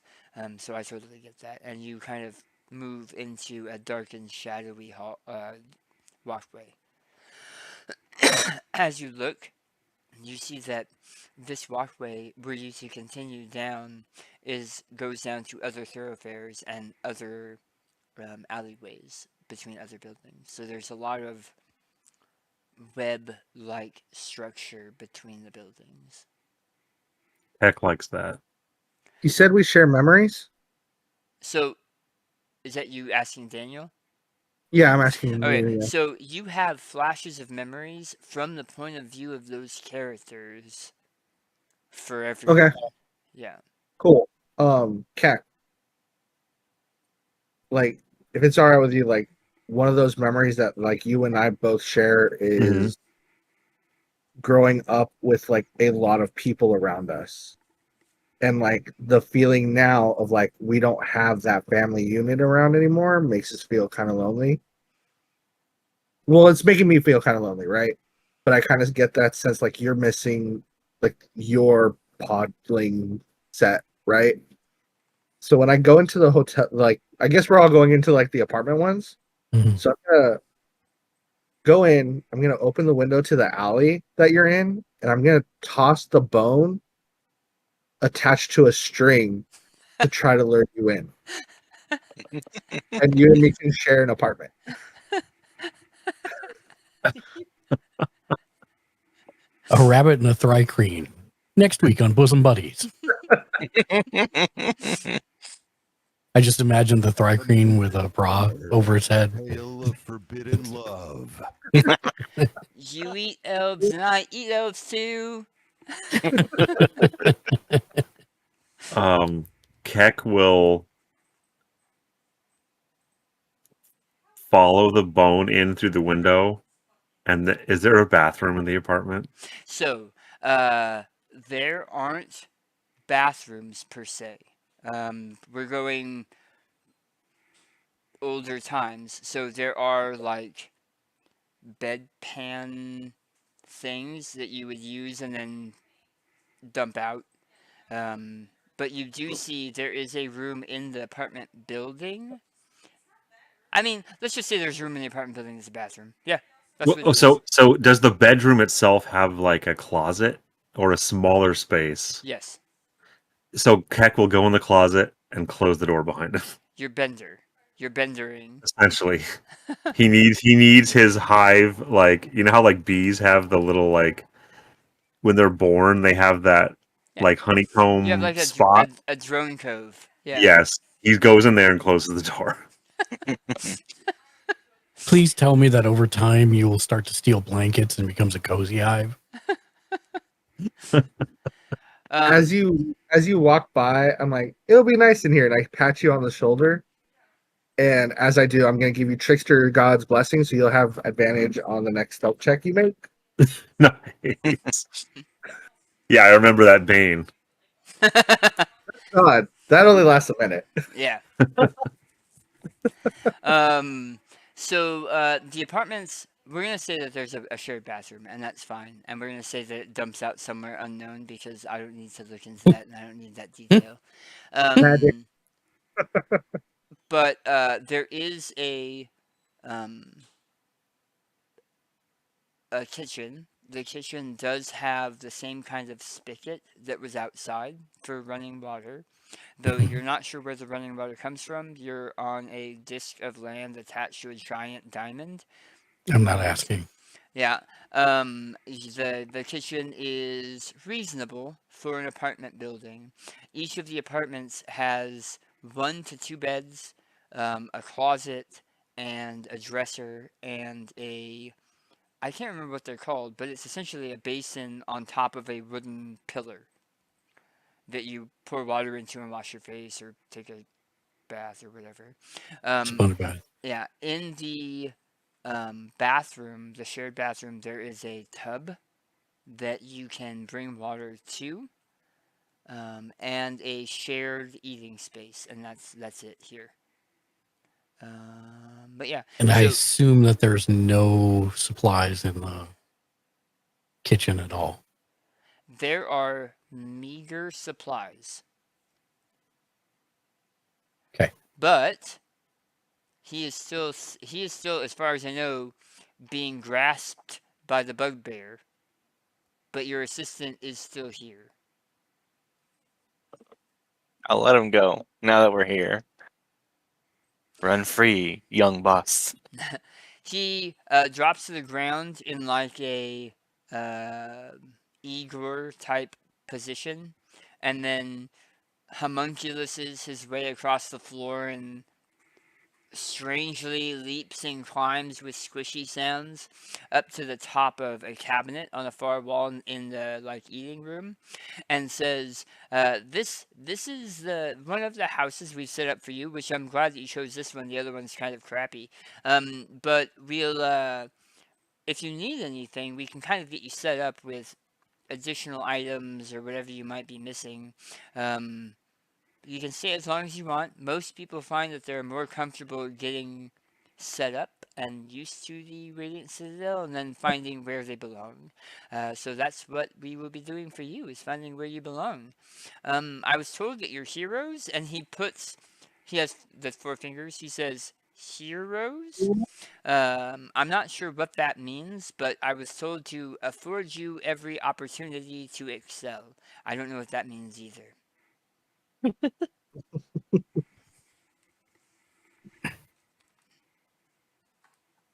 You said he has like a fez on, right? Yeah. Squishy noises. Fezzes don't. They have a frill. They have what? They have like a frill in the middle of the chameleon, so I have to figure out how to put a freaking fez on that.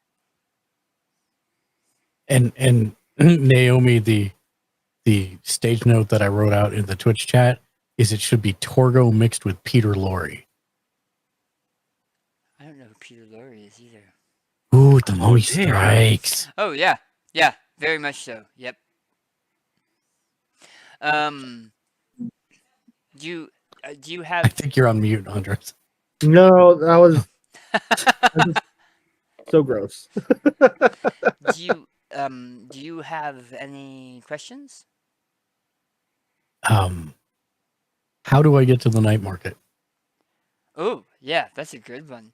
He slowly raises an arm and then smacks the wall, and then his forefingers grasp something from the wall, and he slowly brings it to his mouth, and then you hear a crunching sound, and he speaks around the crunching sound and says, "Yeah, are you sure that tomorrow?" Wouldn't it need to be tonight if it's a night market? Yeah, that makes way more sense.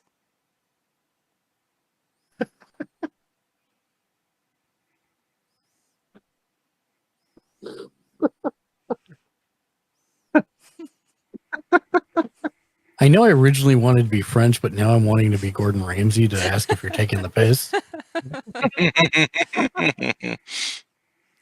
I can't do that. I don't have the parts. Are you taking the piece? Yeah, so we can leave whenever you're ready. Listen, I don't know any of you yet, but obviously we're all here. I'm going to try and make us some money to get provisions and figure out what's going on, and I'll be back in the morning. Good Thank you luck. for- Thank you. I thank you for your assistance. I can, as I don't need to sleep, I'd be happy to keep watch, though I don't feel we're in any danger here. It's Probably not a bad idea. it's Can a I make Actually. myself useful in the meantime? it's a pretty neat place, the night market, and I'd hate for one of you to see it, not all of you to see it. I mean, shopping. I can go. I mean, Oh, I was I'm- gonna follow him at night when I was gonna sneak up and follow, regardless. But that's out of. I'm not saying that. yeah, Like, I'm still hoping sorry. Jack- I wasn't meaning that you can't go. I just was saying that I'm going to go to do the thing. You guys can come along. So you guys should come because this selfish human's trying to keep you from seeing something that's pretty cool. Right. What he said. Cool. That sounds fun. Let's check it out. Maybe they'll have dirt, and we can get you like, so you can make your cave in your closet. I love dirt. Let's do it. Maybe they will have knife ear jerky there too. I'm thinking not. Knife ear jerky? Knife ear jerky. Heck knows what he meant, and he's going to come out of the closet. Congrats. It's the day for that, Keck. Congrats. Yeah.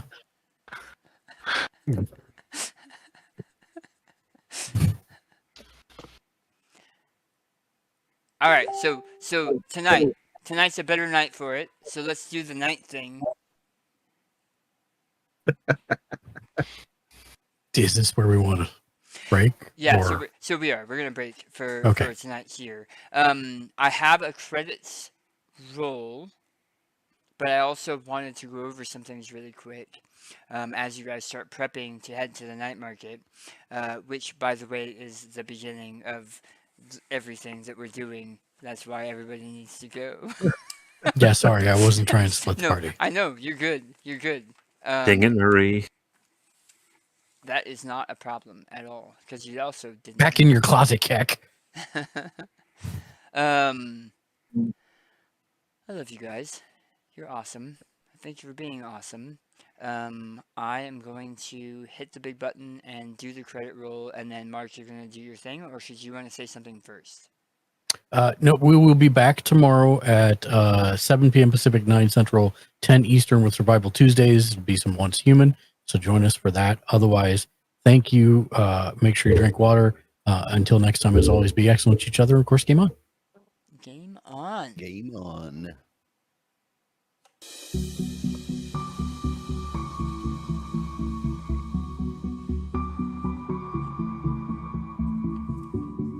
Make sure you're deaf and down. Why? I like just talking over this part. Okay. Oh, okay then. I plan on calling you seasoned elder until you tell me no. Oh, Sibo? Yeah.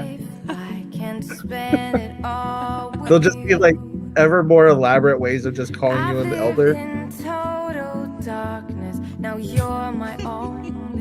I'm still carrying Una's pack, by the way.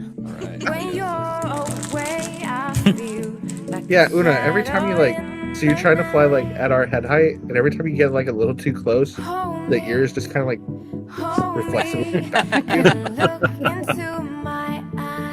Did you do the horse thing? Yeah, they do that like weird little flick.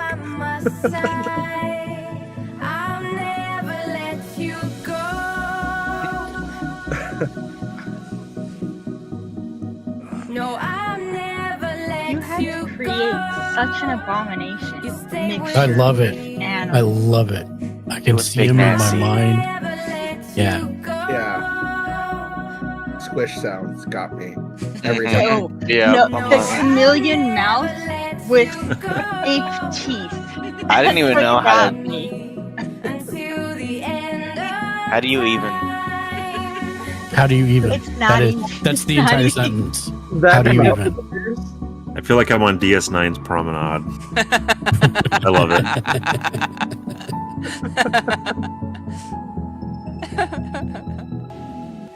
That's kind of what I'm going for, so I'm glad. That's awesome.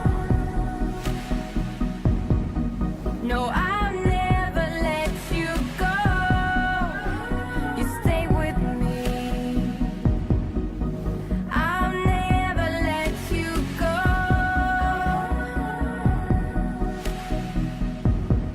No, See, first we need the picture of it. Then we need to animate it walking away from us. Then I can put the Torgo music to it. Well, you need the squish sound. So we need. Yeah, we'll add the squish we need sound. one Yeah, who's a Foley artist. only half though. Only half the gate has the squish. Right. Just with you. Water. Does he have like the farm? And appreciated. What kind of tail does he have? Prehensile. Yeah, but like, You're is it watching prehensile monkey or is it prehensile chameleon? Scorpion. Oh heck yeah! Okay, Mark, that's you. Mhm.